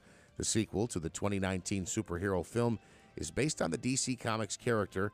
It made $30.5 million in its first weekend in theaters across the U.S. and Canada. The first movie opened with $53.5 million. In second place is Scream 6 with $17.5 million, followed by Creed 3 with just over $15 million. And rapper Rick Ross is getting into some trouble with his neighborhood in Fayetteville, Georgia. TMZ says the rapper has 2 buffaloes, and they keep wandering onto his neighbor's property. The neighbor is worried about the 2,000-pound animals posing a threat to her 2 small children who often play outside. After getting into an argument with one of Ross's team members, the mother says she plans to file a civil dispute within the city of Fayetteville. Your WIBX Weather Center forecast comes to you from Eyewitness News Chief Meteorologist Craig Flint. Despite the chilly start this morning, we are looking at mostly sunny skies and a warm-up to 45 degrees by this afternoon. Tonight, mostly clear skies with an overnight low of 25. Partly sunny skies for your Tuesday, a high of 47. We have rain shower chances on Wednesday and Thursday, but both days highs expected in the low to mid-50s. Right now, mostly sunny, 16 degrees at 7:43. All right, we'll do Hobica's pre-money question of the day coming up in a couple of minutes. Bear with us. Davey is out this morning as well, on top of all of the beautiful technical issues happening inside and outside the studio. Coming right up, though, we'll speak with the New York State GOP Chairman, Ed Cox, on the possible Trump indictment that could be happening in New York City. He is up next on WIBX. Join us April 27th at the all-new Live It Downtown building to celebrate my 50th birthday, the launch of my new book, The Story of Alex Carbone and What It Takes to Live It, and the foundation of Ethan's Way. My name is Sasha Rodriguez. I lost my son, Ethan, this past May to sickle cell disease. Together with my family, we developed Ethan's Way, which supports families of those with fatal diseases. Celebrate my 50th birthday and benefit Ethan's Way. I studied Spanish in college and never got fluent, but then I tried Babbel. Want the most effective way to learn another language? In just 15 minutes a day, Babbel's bite-sized lessons will have you learning another language in as little as 3 weeks. Babbel gets you speaking quickly about things you actually talk about in the real world. University studies have shown that using Babbel for 15 hours is equivalent to a semester of college Spanish. If you want to learn a new language, there's no better way than Babbel. Go to Babbel.com to try Babbel for free. That's Babbel.com. Go green, they say. But how? Start with your biggest investment, your home. Invest in the future with a new water furnace geothermal heating and cooling system by City Suburban. We at City Suburban have converted hundreds of customers to green energy to heat and cool their home. And we can do the same for you. Now is the best time with the New York State Clean Heat Energy Program, where you can save up to $12,000 while funds are available on your water furnace geothermal system, plus a 30% federal tax credit. They say go green.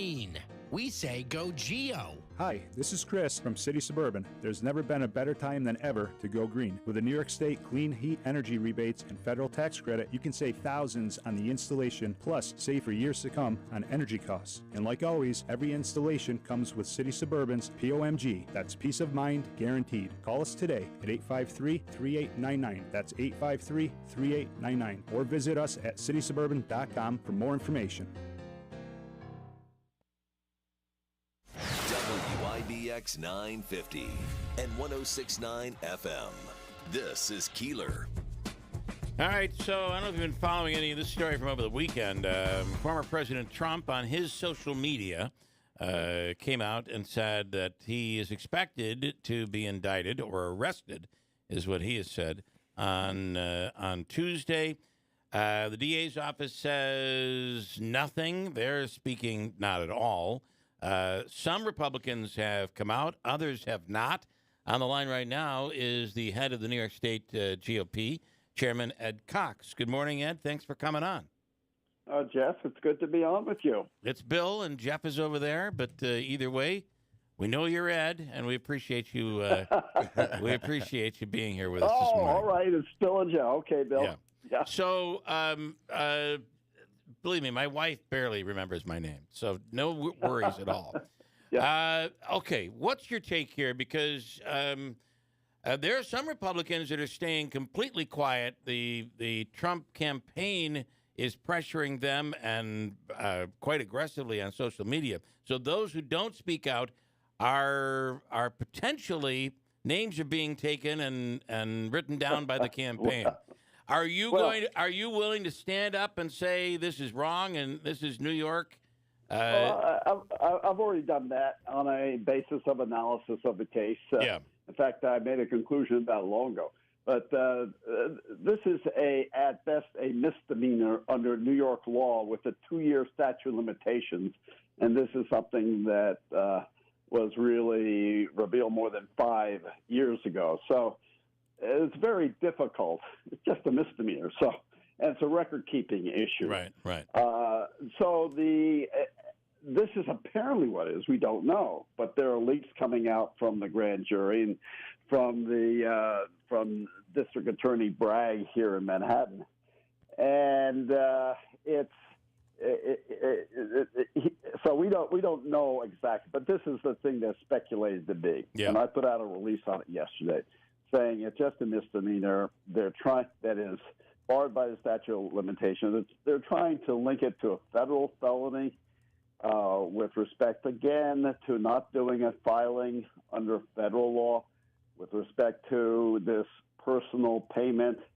And the federal law I looked into a long time ago when it came up with the Michael Cohen case. Yeah. And it is clear under federal law when you have this mixed personal or political motivation, the feds always push it into, no, it's personal, because they don't want personal things to be included in campaign financings, record keeping. Here's there's also a statute of limitations issue under the. So to me, this is blatantly political. It's got to be. It's too weak. This is a former president. He's a declared candidate. In fact, a leading candidate. Put him in handcuffs and perp walk him before the press and demean him is a purely. If this is what the charge is, it's a purely political thing. So up to this point, though, the only, to my knowledge, and correct me if I'm wrong, the only person that has said that he's going to be arrested on Tuesday is former President Trump. I'm not sure where he got that from, because the DA, at least publicly, currently is not saying anything. Now, whether he's whispering and there's a whisper campaign, he's leaking stuff to the New York Times or what have you, I don't know. But do we know? The media generally accepts that this is what it's about, and that's what people reacted to, and that's what I reacted to. Right. Here's a question, though: if money was used from the campaign to pay off Stormy Daniels, would that be serious? I mean, certainly federally, in terms of campaign finance. Well, it's really the question is another question, because it was a personal payment that he in fact made, right? So the issue is whether that personal payment should be deemed. This is under the federal law. Should have been deemed a campaign contribution, which then should have been filed as a campaign contribution. And the way the federal law has been enforced, if there's any personal motivation at all, it's deemed to be a personal. This is why, look, more than 5 years ago, the U.S. Attorney for the Southern District, which had every motivation to indict Trump if they could, and the Department of Justice, same thing, looked at it, and they both dismissed it. So they just have not prosecuted for good reason. You take a look at the law, and the law is clear on it. And Ed, we're speaking with Ed Cox. He's the chair of the New York State Republican Party. How do you assess the fact that there are certain members of the Republican Party who are not coming out on this, who are not speaking about it? We're talking about Nikki Haley. Obviously, she's running for president. DeSantis, somebody who is beyond Mr. Trump, is the probably the highest profile candidate, who's not a candidate yet. What do you say? I mean, are we dealing with a division in the Republican Party over President Trump? I don't think I just happen to be a lawyer who, obviously, as a chairman of the party back then, I took a look at the charges with respect to Michael Cohen, how they're being dealt. I happen to know the details of it and looked into them. And if this is what District Attorney Bragg is doing here, then he's just doing it. And it's clear, by the way, by a book that's been written about this, that's putting pressure on him, and I have no doubt there's national pressure on him, and not to mention political pressure because he's elected, and this is Manhattan. So it just becomes the indictment will be so weak. Right. And if he is demeaned by perp walk and handcuffs and all that, now, look, here's the issue. Are the Democrats think that former President Trump will be such a strong candidate they want to demean him, or do they think he's such a weak candidate, ultimately, that they want to boost him by giving him this kind of sympathetic publicity, which it really is. The Republican Party, even those who may not like him, are going to rally around him because it's so blatantly political now. Yeah. Now, for Nikki Haley and those who have not been able to look at the galleries, they don't even know what the actual charges are. And for them to go on the record without really knowing what the charges are, because they haven't had a chance to really look at it, I don't blame them for waiting for a period of time and then seeing what the charges are and then commenting on them as responsible presidential candidates. Okay. Talking with New York State Chairman Ed Cox, Republican Party Chairman Ed Cox.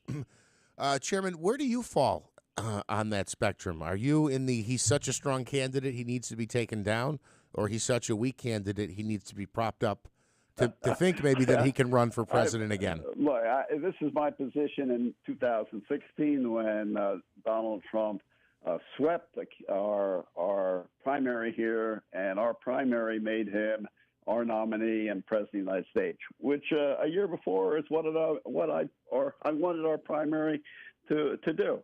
And my position as chairman of the party is I think all our candidates would be great candidates. I want to see them all show up here in New York, campaign here in New York, show up for our dinners in New York, help our county parties here in New York, and strengthen the New York Party campaigning here, and let the Republican primary voters decide who is the best nominee, not me. And, you know, it is interesting, Chairman, and you know this, and I don't know how much you want to talk about it, but the reality is that Trump is going to do very well in primaries, it seems. But he did very well here. Yeah. He had two even in New York. Yeah. Yeah, 16. He had two very capable opponents, Ted Cruz and John Kasich, governor of Ohio, had a great record there, and he won hands down all across the state. However, once you get to the general, it becomes more difficult because he's so polarizing.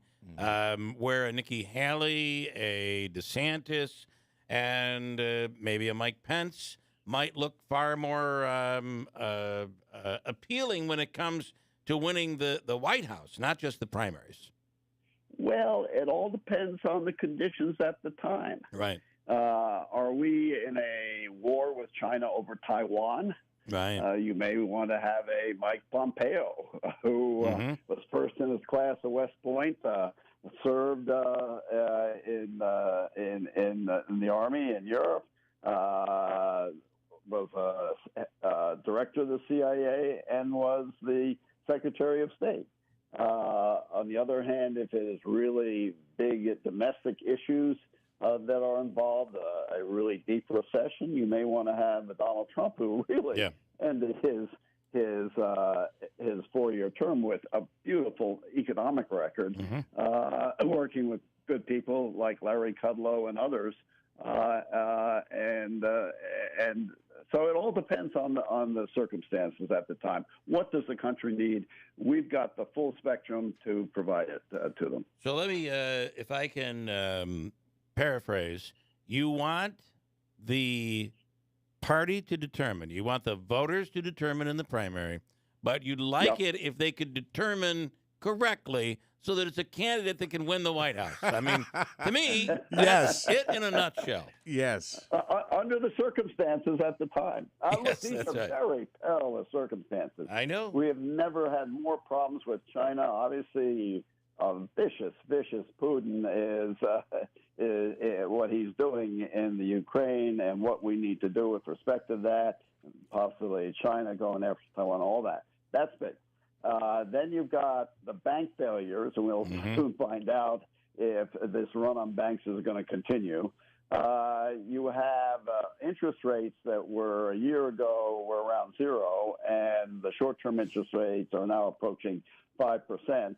And you've got a huge fiscal stimulus that caused inflation done by deficit financing, about $6 trillion worth, by the Biden and the Biden administration. All those things are causing deep, big issues, and we have to see how they come out, and we have to see how our candidates react to them. And I have to say that, one would have thought that with all of these things happening, it would have been a landslide victory during the midterms. But wait a minute, it was pretty successful in New York, wasn't it? Bill, fascinating point. Yeah. Really, if you take a look at 2022, the first 2 quarters through June were down quarters for the economy. That is a technical recession. Yeah. And the third quarter, though, the revised figures show 3.2% growth. So people are saying, gee, I've got a job. Yes, I want more pay because of inflation, but there are lots of other jobs out there. We're really doing pretty well. Yeah. And for inflation, Biden released 1 million barrels of oil per day from the Strategic Petroleum Reserve that's supposed to be reserved for defense. We may need it. We may not have it when we need it, but for political purposes, he started releasing that about 6 months before, and that drove the price of oil down. 1 million barrels a day would do that. And the price at the pump for gasoline was going down. With all due respect, I was really complimenting you because it was going in the right direction. People, okay, he's doing something about inflation. That big red wave then disappeared. But here in New York, we had a little red wave because we're always behind with respect to economic development. My point was New York did pretty well for Republicans. That was my initial point. But Chairman, we appreciate your time. Thank you so much. Ed Cox. To be with you. And we'll do it again. Thank you. Yeah. All okay. right. Yeah. Have a great day. I was really kind of complimenting him, saying that the red wave didn't occur nationally, but in New York they had a bit of a red wave. Republicans were elected, and crime played a big role in all of that. I got a break. 8 o'clock. WIBX Utica Rome. As fellow travelers on the journey of development and rejuvenation will make new and greater contributions to human advancement. While the Chinese are putting out a positive spin for Putin, this trip may offer a major boost. The International Criminal Court issued an arrest warrant for Putin just last week. That's Fox's Mark Meredith at the White House. After being accused of war crimes, Putin went to Ukraine over the weekend, visiting Mariupol, a city Russia now controls after bombing most of it to rubble. That is also the location of the drama theater, which was used as a civilian bomb shelter and clearly marked with the Russian word for children so it could be seen from the sky. It was bombed anyway, resulting in one of the greatest concentrations of civilian casualties in the war. Fox's Mike Tobin in Kyiv. A Trump ally will testify today before a grand jury in New York City investigating the former president, who claimed over the weekend he'll be arrested tomorrow. Trump lawyer Joe Tacopino tells Fox. This is a politically motivated prosecution. This is the thing that's happening in this country now, where we're using using the justice system as a weapon. Robert Costello, a former legal advisor, expected to contradict ex-Trump lawyer Michael Cohen's testimony. Cohen made a hush money payment before the 2016 election to keep porn star Stormy Daniels quiet about a past sexual encounter she claims to have had with Trump. He denies it. There are two big bank deals. UBS is buying Credit Suisse, which is considered at risk, and New York Community Bank is purchasing assets from failed Signature Bank. The FDIC is promising depositors that the banks will operate as normal. Signature Bank is the second bank to fail this month after Silicon Valley Bank's collapse. Fox's Marianne Rafferty. America's listening to Fox News. Born from the tragedy of 9/11, the Tunnel to Towers Foundation has been honoring America's heroes ever since. This year, hundreds of fallen and severely injured heroes and their families are receiving mortgage-free homes. More than 1,500 homeless veterans are receiving housing and support programs. On Memorial Day, those lost since 9/11 and the War on Terror are having their names read aloud in a Tunnel to Towers ceremony. Do good and never forget our nation's greatest heroes. Donate $11 a month to Tunnel to Towers at T2T.org. Progressive presents 10 things on a plumber's to-do list that are harder than getting a small business insurance quote. Waking up for 5 a.m. plumbing disasters, finding out why water is pouring from the ceiling while telling a customer to leave the room, replacing a pipe in a home from the 1800s, then dealing with invoices or your awkward apprentice or that really weird smell, and then there's breathing and eating and, of course, clogs. But the easiest thing on any small business owner's to-do list? Seeing if you could save on the business insurance that's right for you. Get a quote in as little as 6 minutes at ProgressiveCommercial.com. Progressive Casualty Insurance Company. Coverage provided and serviced by affiliated and third-party insurers. Some morning sunshine, but a chilly start. We have just 17 degrees. WIBX News Time is 8:03.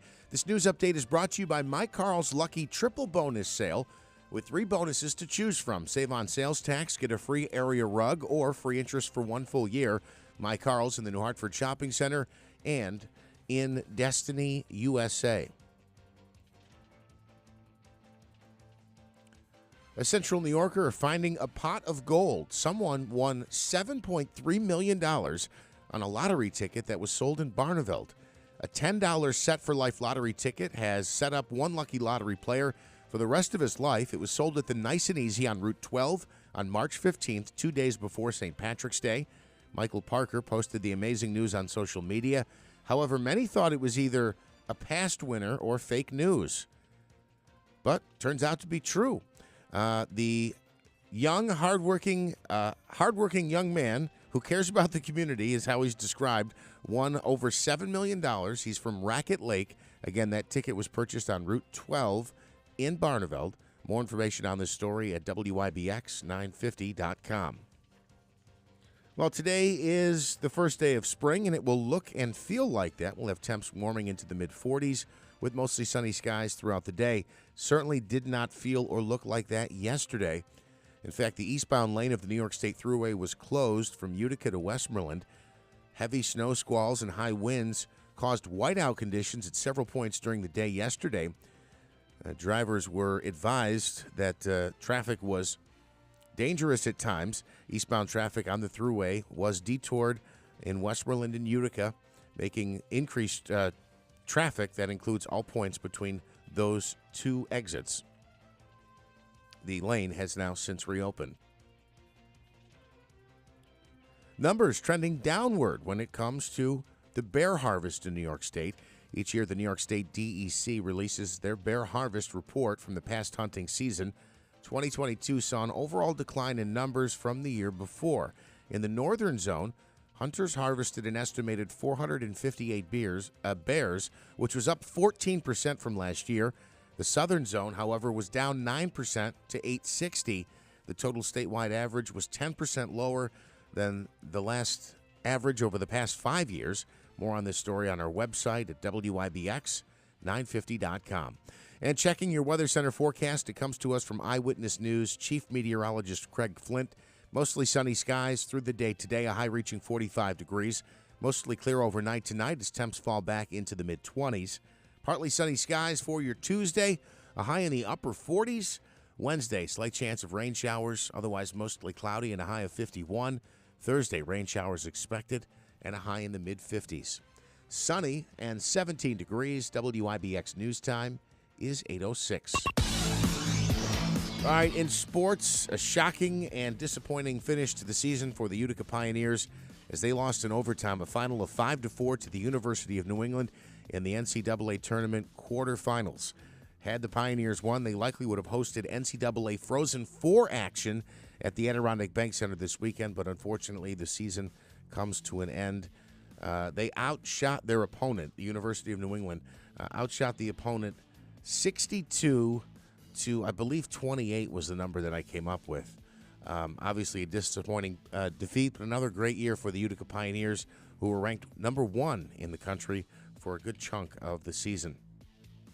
The NCAA tournament, of course, going on as well, and there are plenty of upsets there. A 16 seed, Fairleigh Dickinson, knocking off a number 1 seed. That's only the second time in history that's ever happened. Colgate was ousted, of course, from the tournament. What else do I want to mention here as far as those specific games? Your Sweet 16 is Alabama, San Diego State, Creighton, Princeton, Florida Atlantic, Tennessee, Kansas State, Michigan State, Houston, Miami, Xavier, Texas, Arkansas, UConn, Gonzaga, and UCLA. The NCAA's Sweet 16 round gets into action coming up on Thursday. Some more sports action, Bill. We haven't talked about this yet this morning. Did you see Brandon Nimmo at the World Baseball Classic? Terrible. I did not. He slid into second base and ripped up his knee and his ankle. Oh, my God. They had to take him off the field on a cart. This is why are we even participating in this? Well, here we go. That's the conversation, right? But as it turns out, they're saying the injury is not nearly as bad as first thought. It looked like he was going to be done for the year after just signing a 4-year, I think, $160 million contract. As it turns out, he's now listed as week to week, and he is hopeful to be with the team when they open the season. Coming up at the end of this month. At the World Baseball Classic, the United States advances. They beat up on Cuba yesterday. 14-2 was the final. The other semifinal is Mexico and Japan. They'll play tonight at 7 o'clock Eastern in Miami, Florida. And then the winners face off tomorrow, a 7 p.m. start. So it's the United States in the World Baseball Classic Championship. Again, they will take on either Mexico or Japan. Did you see the game Saturday? No. Oh, right, Saturday night. You were at the hockey game. Trey Turner, who just got signed by the Philadelphia Phillies from the Dodgers, came up after the United States blew the lead. They were up, 5-1 at one point. Then they're down 7-5, bases loaded, nobody out. Trey Turner, grand slam. United States wins by a final of 9-7, and then brought the bats yesterday, tearing apart Cuba 14-2. Hard to believe, but we're only about a week away, less than a week away from the start of Major League Baseball. I can't believe it's that close either. Yeah, I didn't think they were kicking off till the beginning of April this year. It'll be the end of March, so probably this weekend there will be games. 8:09, hold tight, lots to get to. Marianne Buttonshaw, also an attorney from the Albany area, Greg Lubow, who believes the data tells a different story when it comes to bail reform. That it may not be bail reform after all, he says, according to statistics, that is causing crime. In fact, crime might not be much worse than it always has been. We're just telling the story a little more. Maybe it's like that shark attack effect, right? During Shark Week, the shark attacks are up. Turns out there were fewer shark attacks this year than last year. That's kind of the theory of what he's talking about when you look at the statistics, when you look at the actual numbers. We'll speak with him coming up later on in the hour. And if you're looking for flooring, you're looking for in Sarah's Flooring Outlet. Sal, I will say that I had a chance to see him over the weekend. He, like so many others, were out to watch the Pioneers play on Saturday night, and it all ended the way it ended. But you want a positive note? Think about adding flooring to your home. Whatever the flooring, if it's Mohawk Extreme, we're talking about the Pergo Extreme by Mohawk. You're guaranteed the lowest price. It's the guaranteed price. It is an amazing product. Deeper protection and a deeper warranty. 100% dent-proof, waterproof, kid-proof, and pet-proof. And you're guaranteed the lowest price within a 60-mile radius of the store. It's guaranteed 60-mile radius of the store at Sarah's Flooring Outlet. If you're looking for flooring, don't go to the big box stores. There's a bigger selection at Sarah's. You'll get a better price, and the installation is pristine. Plus, you can get 6 months interest-free financing. In Sarah's Flooring Outlet, Route 49 Plaza, River Road, Marcy. Online at insarahsflooringoutlet.com. Hi, I'm Pete from Big Apple Music, and whether it's your home or business, you have a lot invested. In the past, a camera surveillance system was an expensive luxury. Big Apple has now made it affordable. Big Apple is the area's leader when it comes to camera surveillance systems, having installed hundreds locally in homes and businesses. Big Apple is New York State licensed for security and camera surveillance, with most of our products sourced from American companies. Featuring Starlight Night Vision, our cameras dollar for dollar have the best night vision available. A camera surveillance system can offer full property coverage. It prevents and reduces crime, monitors high-risk areas like parking lots and showrooms, and Big Apple has a fully set-up showroom to give you real-time, realistic demonstrations of just how great a camera system can be for you. Stop in and see for yourself at Big Apple Music in New Hartford.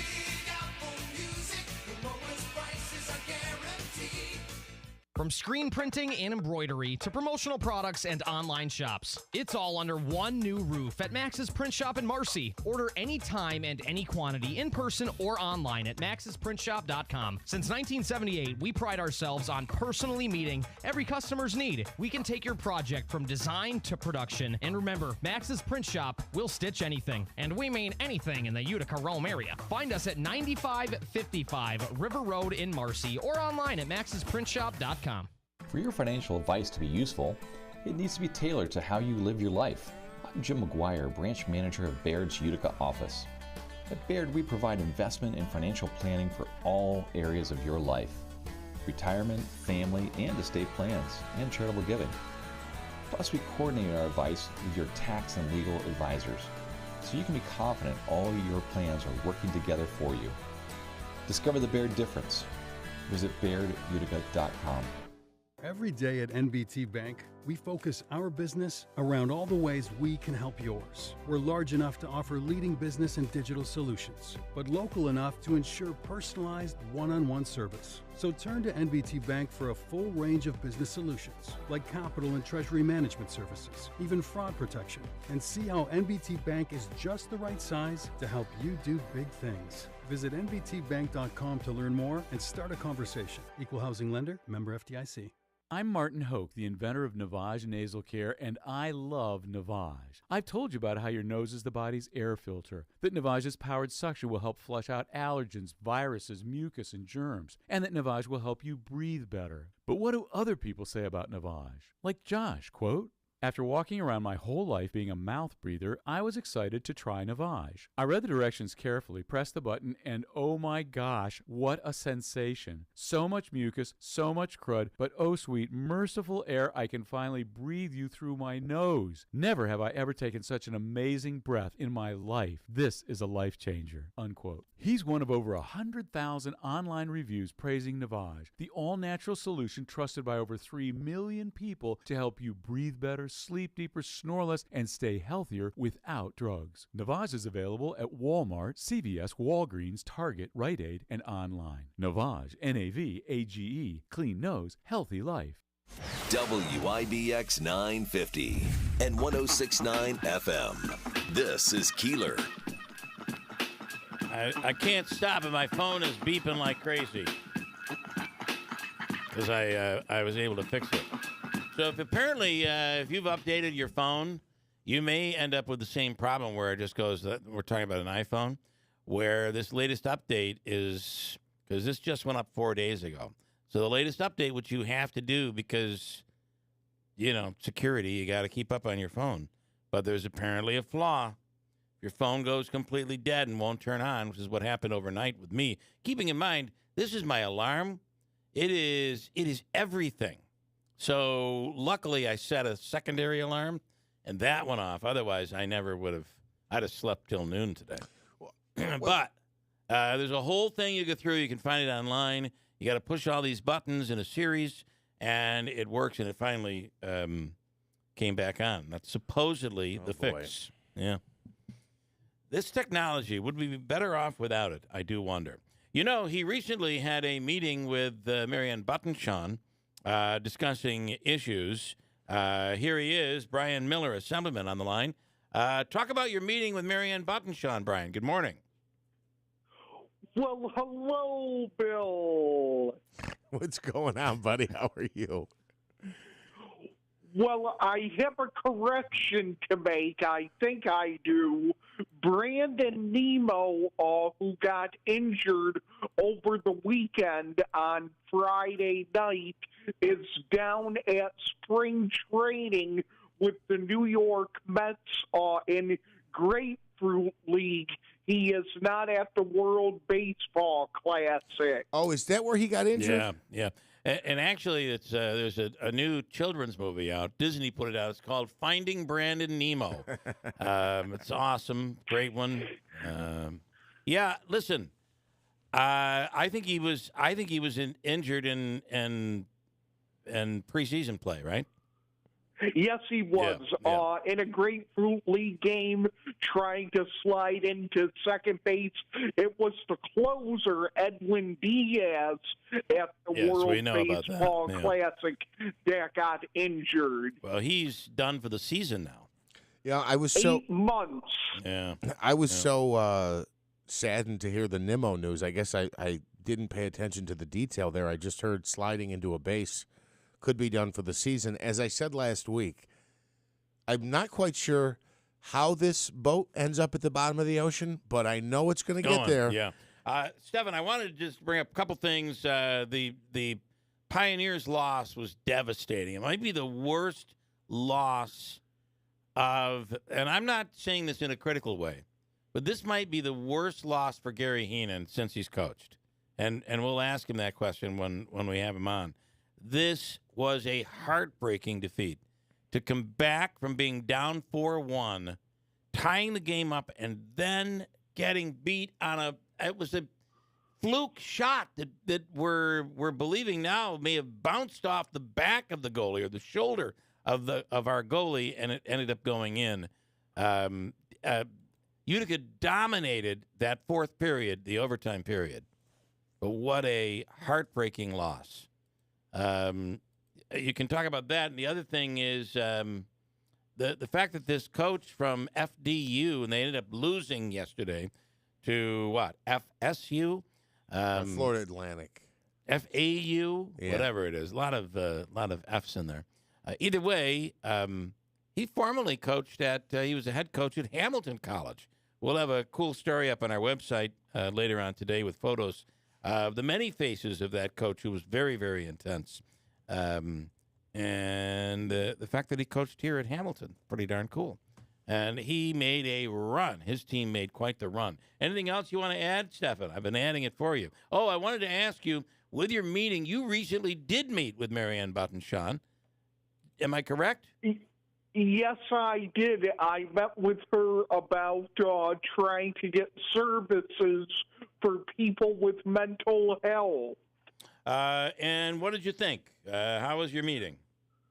It was very positive. She said I was pretty much right on, and she agreed with me. Okay, well, maybe you gave her some insight, because this is a life that you live and deal with many of these services, right? Yes. All right. Yep. Okay. Have a nice day, Stephan. Thank you. Take care, bud. Bye, Bill. All right. Say hi to Brian Miller. Here's Assemblywoman Marianne Buttonshaw, who is on the line now. Good morning. And so you did meet with I give you a lot of credit for meeting with Stephan, who could give you insights into a system that we all, as community members and those in the legislature, we all create the system and make the system as good as we can for people who use it. But oftentimes we forget about talking to the people who use it. Yeah, and I can say that Stephan, when he said he was right on, is the importance of those services, because my approach has always been holistic, that everything is interrelated. The one thing that we are seeing with others that I have met with, I've met with leaders in law enforcement, judges, as well as other community advocates, is there's the dual diagnosis. So mental health is one area, but an individual might not only have issues with mental health, but they might have issues with a possible disability or alcoholism or possibly some other aspect of behavioral. So we're seeing with children. And we have to ensure that each one of our agencies at the state level, again, I'm the conduit for those agencies to make sure they're talking to one another. So Stefan's point in regards to mental health and what we hear in the budget of mental health, my input to the governor's office has been, yes, mental health is important, but many times mental health is again, a dual diagnosis with another area. Yeah, right. And this is what we're seeing is, for example, someone is called for mental health assistance, and once they feel that they've resolved that, there still is the underlying other diagnosis that they have. So we have to make sure that when we're moving forward to say we're going to provide mental health housing, it has to accommodate those with dual diagnosis.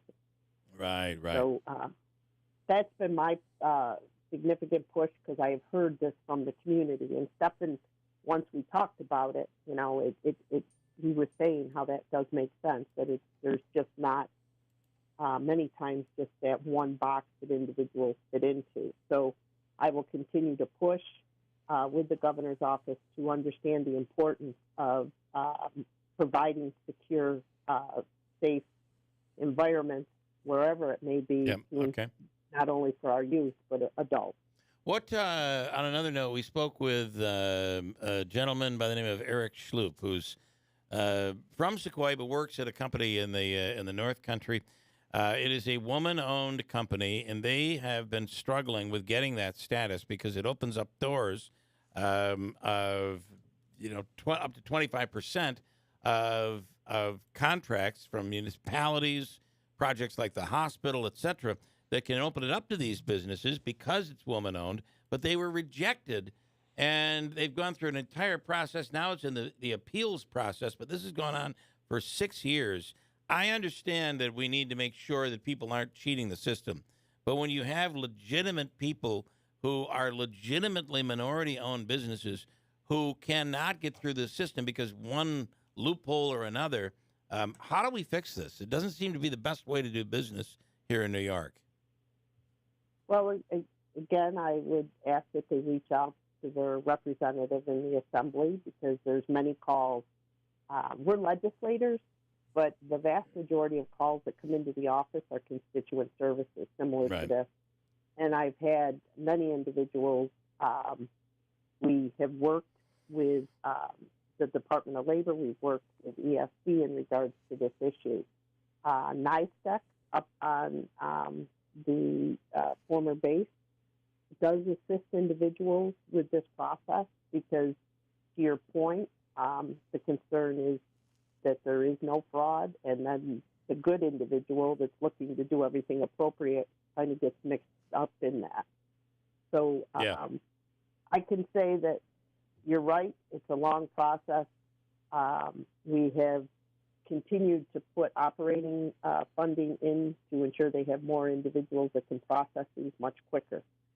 But so many times the concern that one individual takes advantage of it, now we have to make sure that everyone else, unfortunately. And you're right. I mean, it shouldn't be a 6-year wait. Absolutely not. Yeah, thinking about the money and the potential business that their company lost. And you know what? That could be enough to put a company under. We're relying on this type of business. So anyway, we'll make that suggestion to them as well.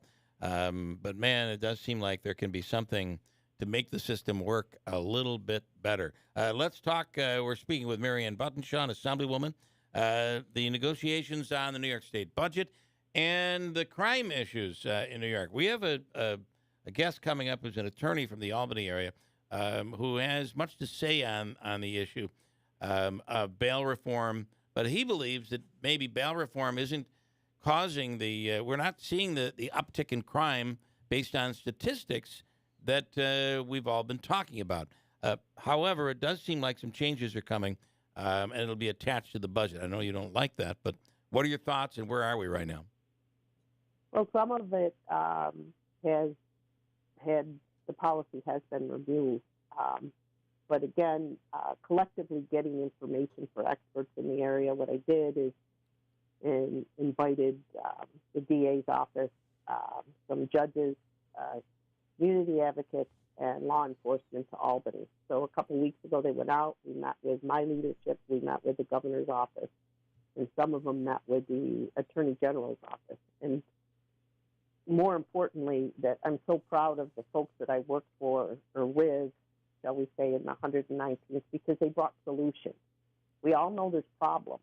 Right. And I'm not sure where this attorney from Albany is getting information, but what I'm hearing from the district I represent is that we have to continue to work on this, that there is a correlation between the changes that we have seen with the legislation that was brought forward and the results. So I'm not sure. I mean, I'll listen. I'll hear what he has to say from the Albany area. But more importantly, again, what's tied into it is the mental health concerns, which is tied into so many different aspects that it's not just a crime. There's mitigating factors of why a crime occurs. There's mitigating factors of how we can work to resolve the matter.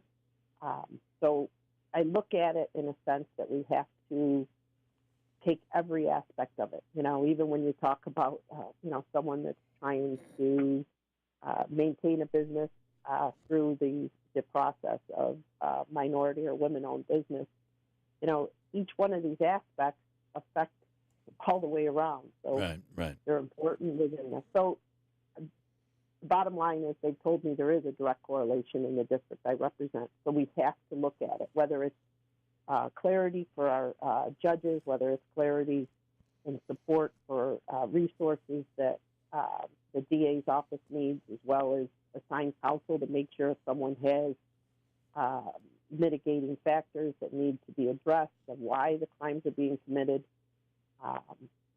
Our youth, I mean, this is turned into weekly meetings. We used to do them once a month, but we're looking at them on a weekly basis. Yeah. Okay, so do you feel the budget will be coming anywhere close to on time?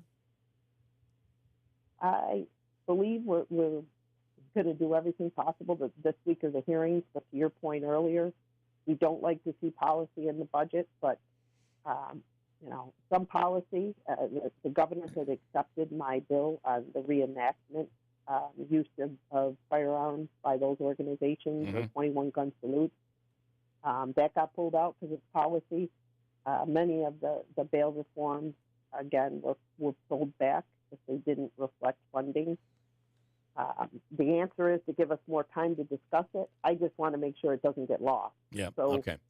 While I don't like policy, I want to make sure that these are addressed and not forgotten. Okay. Marianne, just one more thing before we let you go. I wanted something I saw, and I didn't know what your thoughts were on it, or if it had been supported or killed yet in the Assembly. Is New York's considering an 8% tax on all streaming services like Netflix, Hulu, Disney Plus, Apple, etc.? 4% would be for local governments. I think 4% would be for the state, but this would be a new tax on streaming services. What do you know about it, and how do you feel about it? Well, it is being discussed. I haven't heard too much from the constituents that I represent on this, but it is in the revenue package. You're 100% correct, Jeff. I identify that when we're looking at where we place taxes, at this point, until I hear from the constituents, I don't have one thought one way or the other. The next 2 weeks are going to be very busy with these conversations to determine what's good, what isn't, and what needs to be modified, whether it goes down and starts at a 1% or a 2%. What is the benefit? I'm not sure with the local. There's also a proposal of a 25-cent charge on any deliveries to your home. So if you buy something from Amazon and that delivery that comes to the house would add a 25-cent charge. So that's on the whole order, not on each item that you're purchasing. So this is something that 25 cents doesn't sound like a lot, but at the same token, as you see, many individuals do use this service. And, well, you know what? Can I just throw this at you that if you're trying to fix the environment, a 25-cent tax on per delivery is going to hurt the environment. Are you ready? Are you ready for this? I'm ready. Go ahead. This is fact. I'm just going to tell you. The way Amazon works is they will try to get you to. They'll try to get you. Well, maybe this would actually help. They'll try to get you to combine all of your stuff into one order. I guess that would be beneficial. You want to make sure that you're making sure that it's all in one order. Maybe it'll help the environment. Maybe it's the opposite of that. Yep. Right? So fewer Amazon deliveries is what you're saying. Right. Amazon will say to you, you can select this for the same price, and all of your package, all of your items that you bought will show up on one day in one delivery, in one box. So I guess that would the tax would help that. So forget it, Marianne. I thought I had something here, and I don't. I mean, I think, though, that your point's well noted, but more importantly, well, it's wrong. That's the problem. Is going to go on to the consumer. Right. So just like as Jeff just talked about, the streaming and considering a tax there. I mean, it's just more importantly to look at who is going to be paying more. Yeah. And that's got to be us. I think the paying more. That's yeah. I mean, yeah. All right. Our schools, I mean, those budgets, as you know, are something that at this point with the full funding of foundation aid, I mean, we feel that's very important. $50 million for the lead line replacement, since we have one of the highest in my district, so it's very concerning to me. As you know, the FMAP, we pulled back and pushed back on that. Yeah. We'll have to continue to do that for our local towns and the counties more specifically. CHIP, Save New York, I constantly hear that there's funding that's needed for highways and infrastructure. Okay. All right. Very interesting. We're going to speak with, in a few minutes, Greg Lubau, I believe it is, from the Albany region, on bail reform, his take based on the statistics, what the data is telling him. And we'll get to that, Marianne, in just a little bit. We appreciate your time. Thank you so much. Good luck out there, and we'll talk again soon. Have a great day. Well, thank you very much for having me, and I will listen. But I think we always have to remember where the data has come from. Yep. So yep. If I can throw my question in, thank you. All right. I'll make sure I get that in there. Thank you, Marianne. The Falcon Clinic in Washington Mills is accepting new patients. The area's premier osteopathic medical clinic. I will be there at some point this week and dealing with sleep issues. You have sleep issues, fatigue, that could be related, pain, ADHD, or if you're just looking for a new family doctor, the Falcon Clinic is accepting new patients without referral right now. Call Dr. Shimoleski, Dr. Lazinski, or any of the physicians at the Falcon Clinic. They're accepting new patients now by just calling 315-507-4751, taking a different approach to what ails you. Many people have utilized the osteopathic approach and found great success. When medicines and other things have not worked for them, you feel like you've hit a brick wall, and then you take the next step into the osteopathic approach. That's the Falcon Clinic in Washington Mills. Is it possible that you might be considering medical marijuana a better option than maybe the side effects of opioids? Call today. Visit them online, the Falcon Clinic in Washington Mills. 315-507-4751. Online, falconclinic.com, the Falcon Clinic in Washington Mills. Don't wait for spring. Declutter and clean now. You Call, We Haul does it all, offering 14-foot trailer rentals to haul away all that junk. They offer 2-day rentals for $200 plus dump fee. 5-day rentals $325 plus dump fee. They'll even drop off a trailer to you. Fill the trailer up, and once you're done, give them a call and they'll haul it all away for you with the first ton on them. Call 315-351-6412 or visit YouCallWeHaulNY.com for your free quote today. Right now, you may be thinking about basketball and taxes, which, by the way, are almost due. Want to win tax season? Go to Jackson Hewitt. You'll get your biggest refund guaranteed. And here's the slam dunk. Tax prep is 50% off. Don't miss your shot to save. Hurry into your nearest Jackson Hewitt before April 9th. Limited time offer for new clients filing at participating locations. Max savings $200. Visit jacksonhewitt.com/50 for terms. I can't take this kitchen any longer. Carl, we need to start looking for a new house. Honey, you know the housing market is tight. It's going to be next to impossible to find something that we like. I know, but this kitchen has to go. Hey, what about a home equity loan from Adirondack Bank? We can turn the equity from our home into cash to renovate, just the way you want. Renovate? Adirondack Bank has competitive rates, and they've been a trusted community bank for decades. A new kitchen. Wouldn't that be awesome? Yeah. Then, of course, we would need new furniture, and we could repair the deck, even add a pool, and take that trip to Italy that we've always talked about. Whoa, slow down, honey. Let's go talk to the experts at Adirondack Bank about that home equity loan. Then we can decide where to start. I've always wanted to add on a craft room, and our bathroom needs a facelift. Don't move. Improve. Stop into your local Adirondack Bank branch for more information on a home equity loan or visit AdirondackBank.com. Bank local with Adirondack Bank, your hometown community bank. Equal housing lender, member FDIC.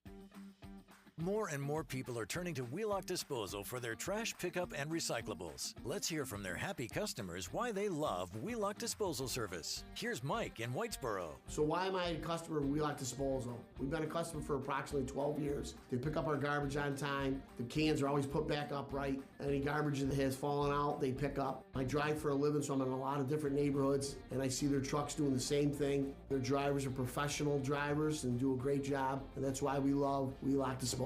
And now, let's hear from Dick in New Hartford. Hi, I'm Dick Timpano. Why do I love Wheelock Disposal? Because it's easy to bring my garbage to the curb. Their friendliness, their cleanliness, and the responsibility they have to pick up my trash on time is incredible. That's why I love Wheelock Disposal. Wheelock Disposal Service has a special introductory offer for all new customers. Check out wheelockdisposal.com. We love garbage.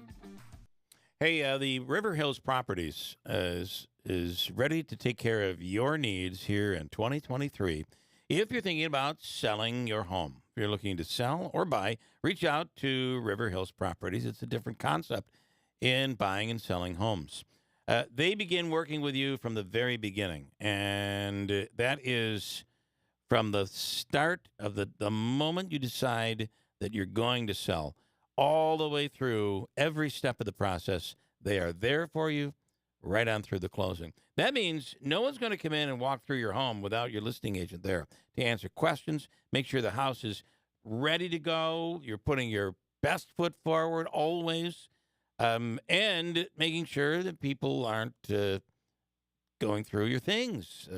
Having a listing agent there is so important when you're showing the home. If someone has a question, they're there to answer that question. It speeds up the process. And also having someone handle this for you lowers the stress level.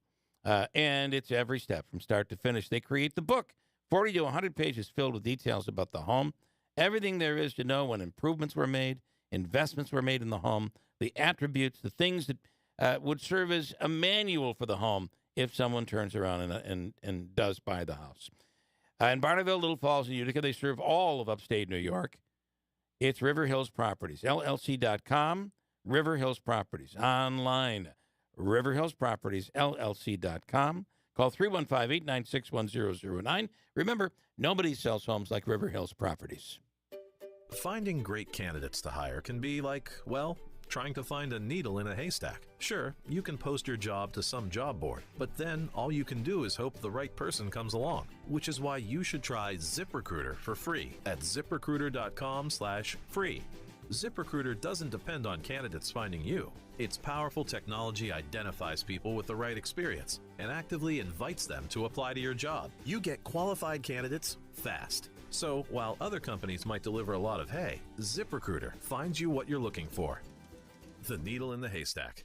4 out of 5 employers who post a job on ZipRecruiter get a quality candidate through the site within the first day. ZipRecruiter, the smartest way to hire. And right now, you can try ZipRecruiter for free. That's right, free. Just go to this exclusive web address, ZipRecruiter.com/free. That's ZipRecruiter.com/free. ZipRecruiter.com/free. WIBX 950 and 106.9 FM. This is Keeler.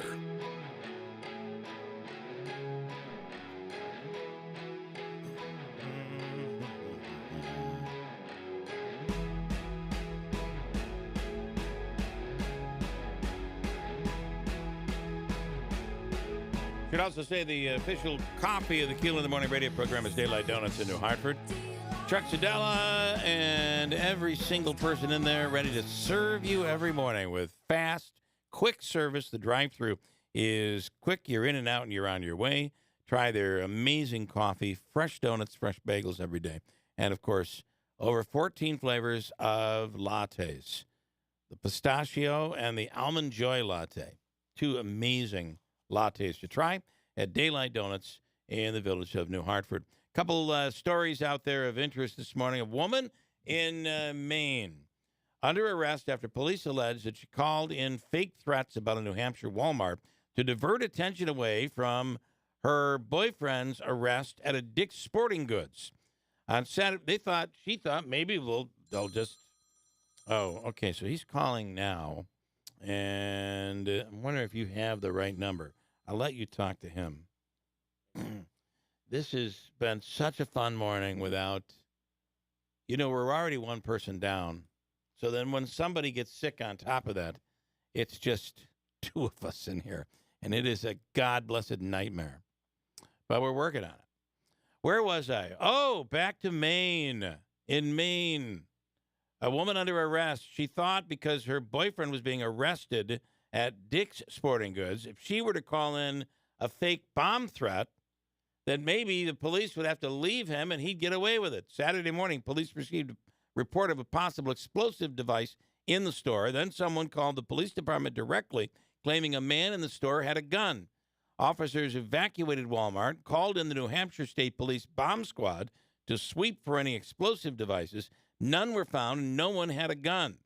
Here's a police officer explaining how they found the woman who was responsible for the calls. She made them from an Uber. Here is the call.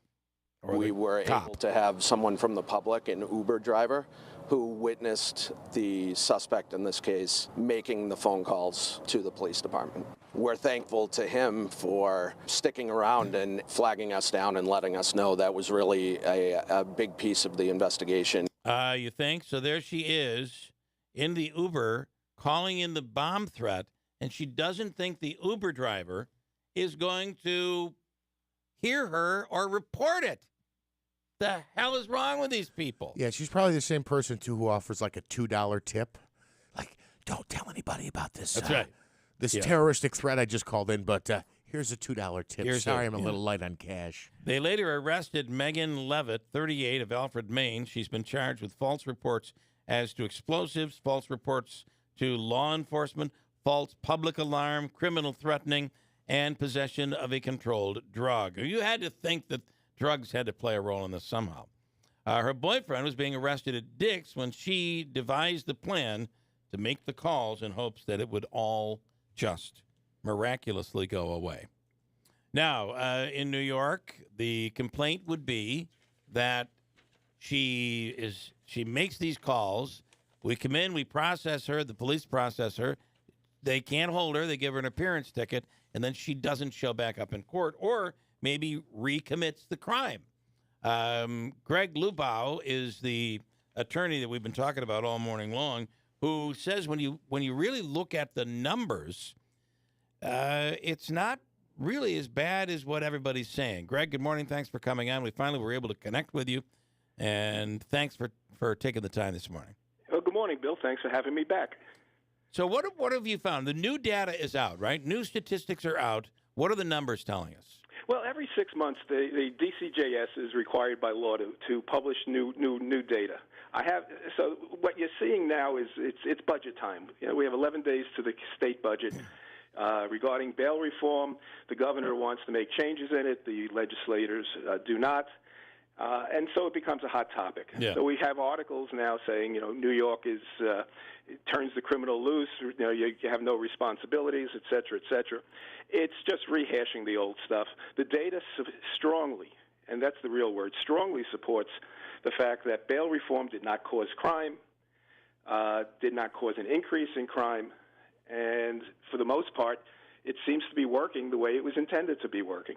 And what is, as an attorney, what is in your eyes, the intent is to not put people in jail unfairly, people who can't afford bail, et cetera, et cetera? Is that what this is all about? Here's what we found back in 2019 when bail reform was being considered. With regard, and when it was enacted, with regard to violent felons, absolutely nothing changed. Anyone arrested and charged with a violent felony before bail reform went in front of a judge, and a judge, exercising their discretion, decided what to do next with the person. They could either release them in their own recognizance, and they did, or they could impose bail, and they did. Now, there were other options that were rarely, if ever, used, an unsecured bond, a partially secured bond. But those two options, release or set bail, were the two options. Yeah. Judges, after bail reform, with regard to people charged with violent felonies, have the same options. They're brought in front of a judge evaluates the person, evaluates their criminal history, evaluates the seriousness of the crime, and makes a decision. So when we hear from, for instance, Assemblywoman Buttonshaw from our area here, one of the things she's talking about is it's important we must give discretion to the judges. Are we saying we want to give them even further ability to possibly hold someone even if it's not a violent felony? Is that where they're trying to go with this? Well, let's focus on violent felonies because that's the one that most people are concerned about. We'll come to the misdemeanors and the lesser felonies in a minute. Okay. Let's just so before bail reform, we had the Rockefeller drug laws, and that restricted what judges can do. Over time, what we learned was judges, town judges, city court judges, county court judges would say, you know what, instead of just setting bail or having you released in your own recognizance, we want to require you to go to a treatment program. And if you agree to go to a treatment program, we'll release you. Some other judges developed, hey, you know what, you don't need to sit in our jail, but we're concerned about you. We're going to put you on an ankle monitor so you can go to work, come back from work, but you can't go traipsing around the county. Things like that. All bail reform did, when you talk about the least restrictive, non-monetary conditions, is codify existing practices that had been developed by the courts. Now, with regard to people charged with nonviolent felonies and misdemeanors, this is where bail reform had the greatest impact. The greatest impact was that people charged with misdemeanors were having bail set at $250, $100, right, $2,500, and they were sitting in jail for days or weeks until their case got disposed of. In every county, when you look at your county, Oneida County, you look at Albany County, you look at any county, and what you're going to see is that the vast majority of people who were accused of a misdemeanor either had their charges dismissed or pled down to a non-criminal conviction, but very few of them ever went to jail. Right. So why do they go to jail before the case is disposed of if at the end of the case they don't go to jail? And here's what we found in the last 2.5 years since bail reform was imposed or enacted. Before bail reform, some people failed to come back to court. After bail reform, the same percentage of people failed to come back to court. Before bail reform, some people who were released, whether it was on bail or in their own recognizance or with these conditions, were rearrested for a new crime. After bail reform, some people released on bail or on condition, were rearrested for new crimes. Mm-hmm. And what we found is that those percentages are pretty much the same. So so based on the numbers, you're saying that this is kind of I call it the Shark Week effect. So when NBC runs Shark Week, they begin publicizing shark attacks. So all of a sudden, you feel like there is a huge increase in shark attacks along the East Coast, the southern eastern coast. Yeah, I understand. Right. So, Bill, let me ask you this. Are you a skier, a downhill skier? I am not, but I have He's seen... an uphill skier. I do a lot of uphill, uphill I ski climbing. uphill as well. Yeah. Cross-country skis are wonderful. But I'm a downhill skier. And I ski out west occasionally. But I'm a skier that stays, on the mountains that are groomed and, within the mountains. But I know many people go in backcountry. I was just reading today that 2 people died in avalanches. They represented the 19 people who have died this year in avalanches. Several years ago, they had 35 people die in avalanches. Right. It's the same thing. It's the same thing. I mean, all of a sudden, it seems like there are more shark attacks or more avalanches, and in this case, we're probably covering it more based on the current bail reform. But so the numbers are telling us a completely different story. Why does it feel, or is it just media perception? The stories that we're covering. Why does it feel like the person that went in and shoplifted, they went back in and shoplifted again? They were arrested, let go. They go back in and do it again. Those stories are the ones that are sticking in our heads, and maybe they were going on before. Is that what you're saying? They happened before. All of this happened before bail reform and before bail reform, and it was never reported that way. When bail reform was first proposed, a lot of people, including the Albany DA, David Swords, he was the president of the DA's Association at the time, and he came out strongly against bail reform.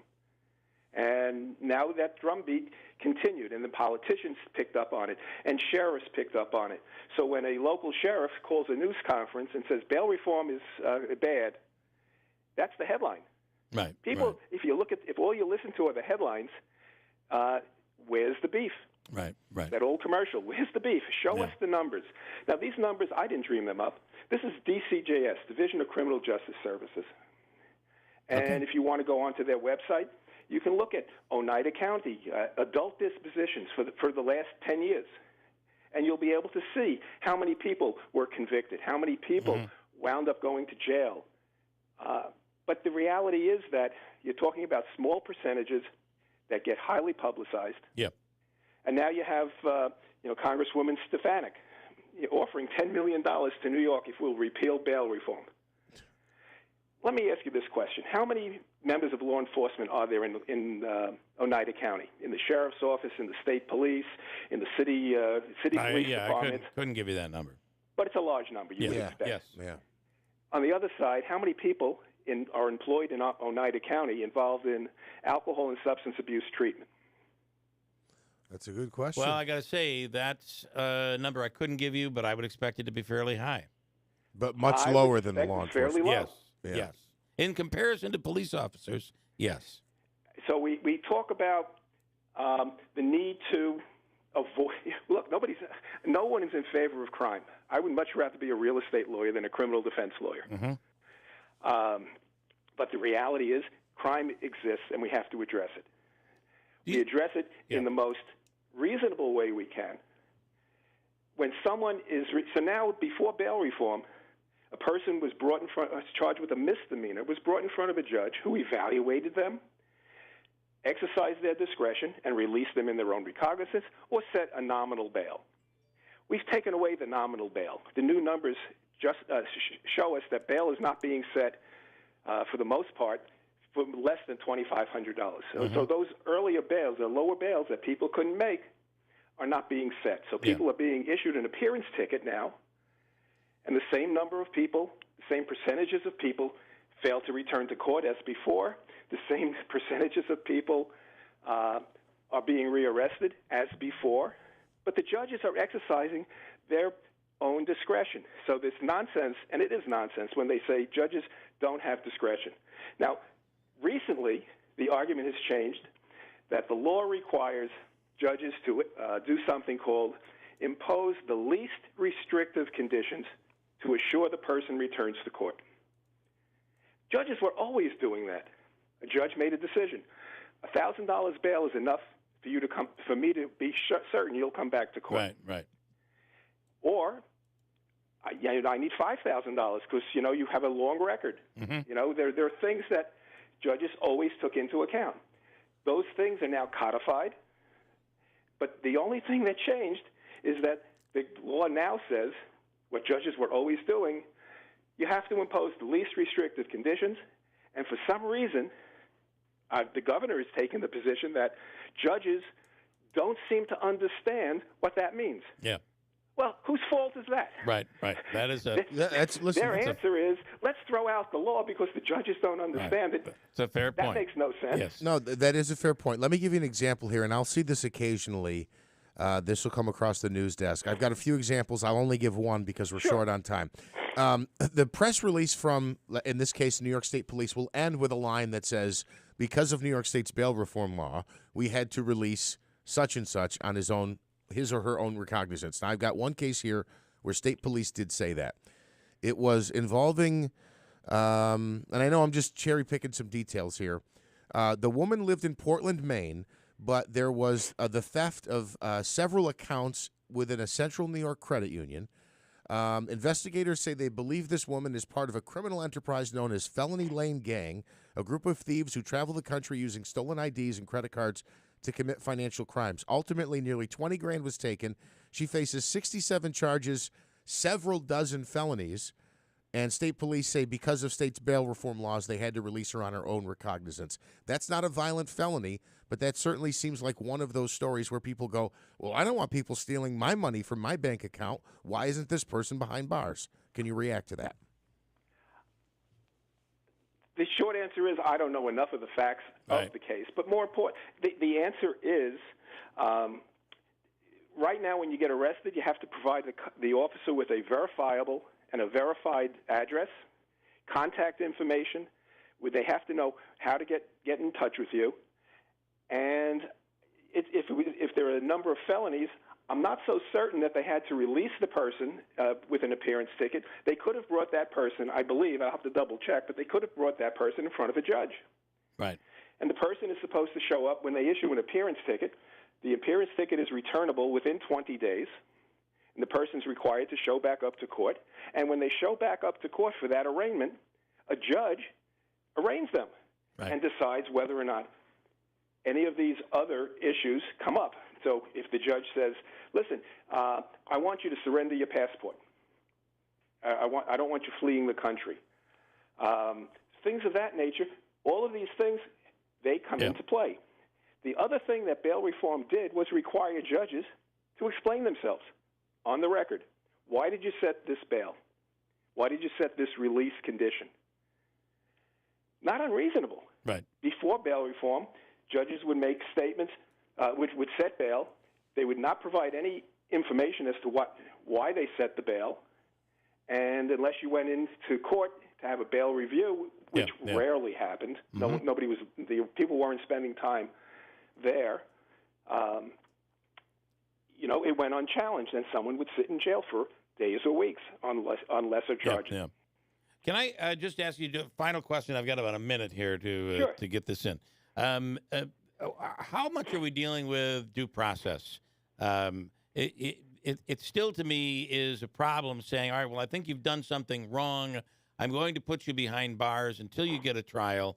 And basically, we're basically punishing the person without due process, aren't we? No, you've gotten due process if the person went before a judge. Yeah, you go in front of a judge. If the judge sets forth the reasons that I think that you need to set a high bail or remand you without bail for serious felonies, the judge can do that. Yeah. And now there's a process under the bail reform law that a defense lawyer can go in front of another judge, a higher judge, and have it reviewed. Because now we have the reasons that the judge set that bail. And a speedy trial has got to go along with this. Well, that's a whole other. Speedy trial is a whole other part of the ball game. Well, what we don't want is what we don't. But that's another conversation that we can have. What we don't want is the person like the story that really started a lot of this. That story in New York City where the kid ended up being stuck in Rikers, lost in the system, and then ended up dying in prison for a minor crime. No, actually, what happened was unfortunately, he spent 3 years in the Rikers Island, and they ultimately withdrew the charges. Okay, so he did not die. He committed suicide. Oh, he did commit suicide. After he was released. That's what I thought. Yep. Mr. Browder. And that's a tragedy. Yep. Obviously, across the board, and there's lots of. That's a tragedy. What we try to avoid is someone sitting in jail, who ultimately will not go to jail. Right. Who's charged with a very minor crime, and that allows counties like your county can now spend its jail resources on people who are charged with more serious crimes. Yeah. You don't have all these other people there. You're saving money in that respect. Greg Lubau, as always, we appreciate the time. Anytime, Bill. You are the only one I have that's willing to come on and say this thing is working. So I like to try to present both sides. I appreciate it. And I appreciate your time. Thank you. Thank you, Bill. All right. Take care. All right. Have a great day.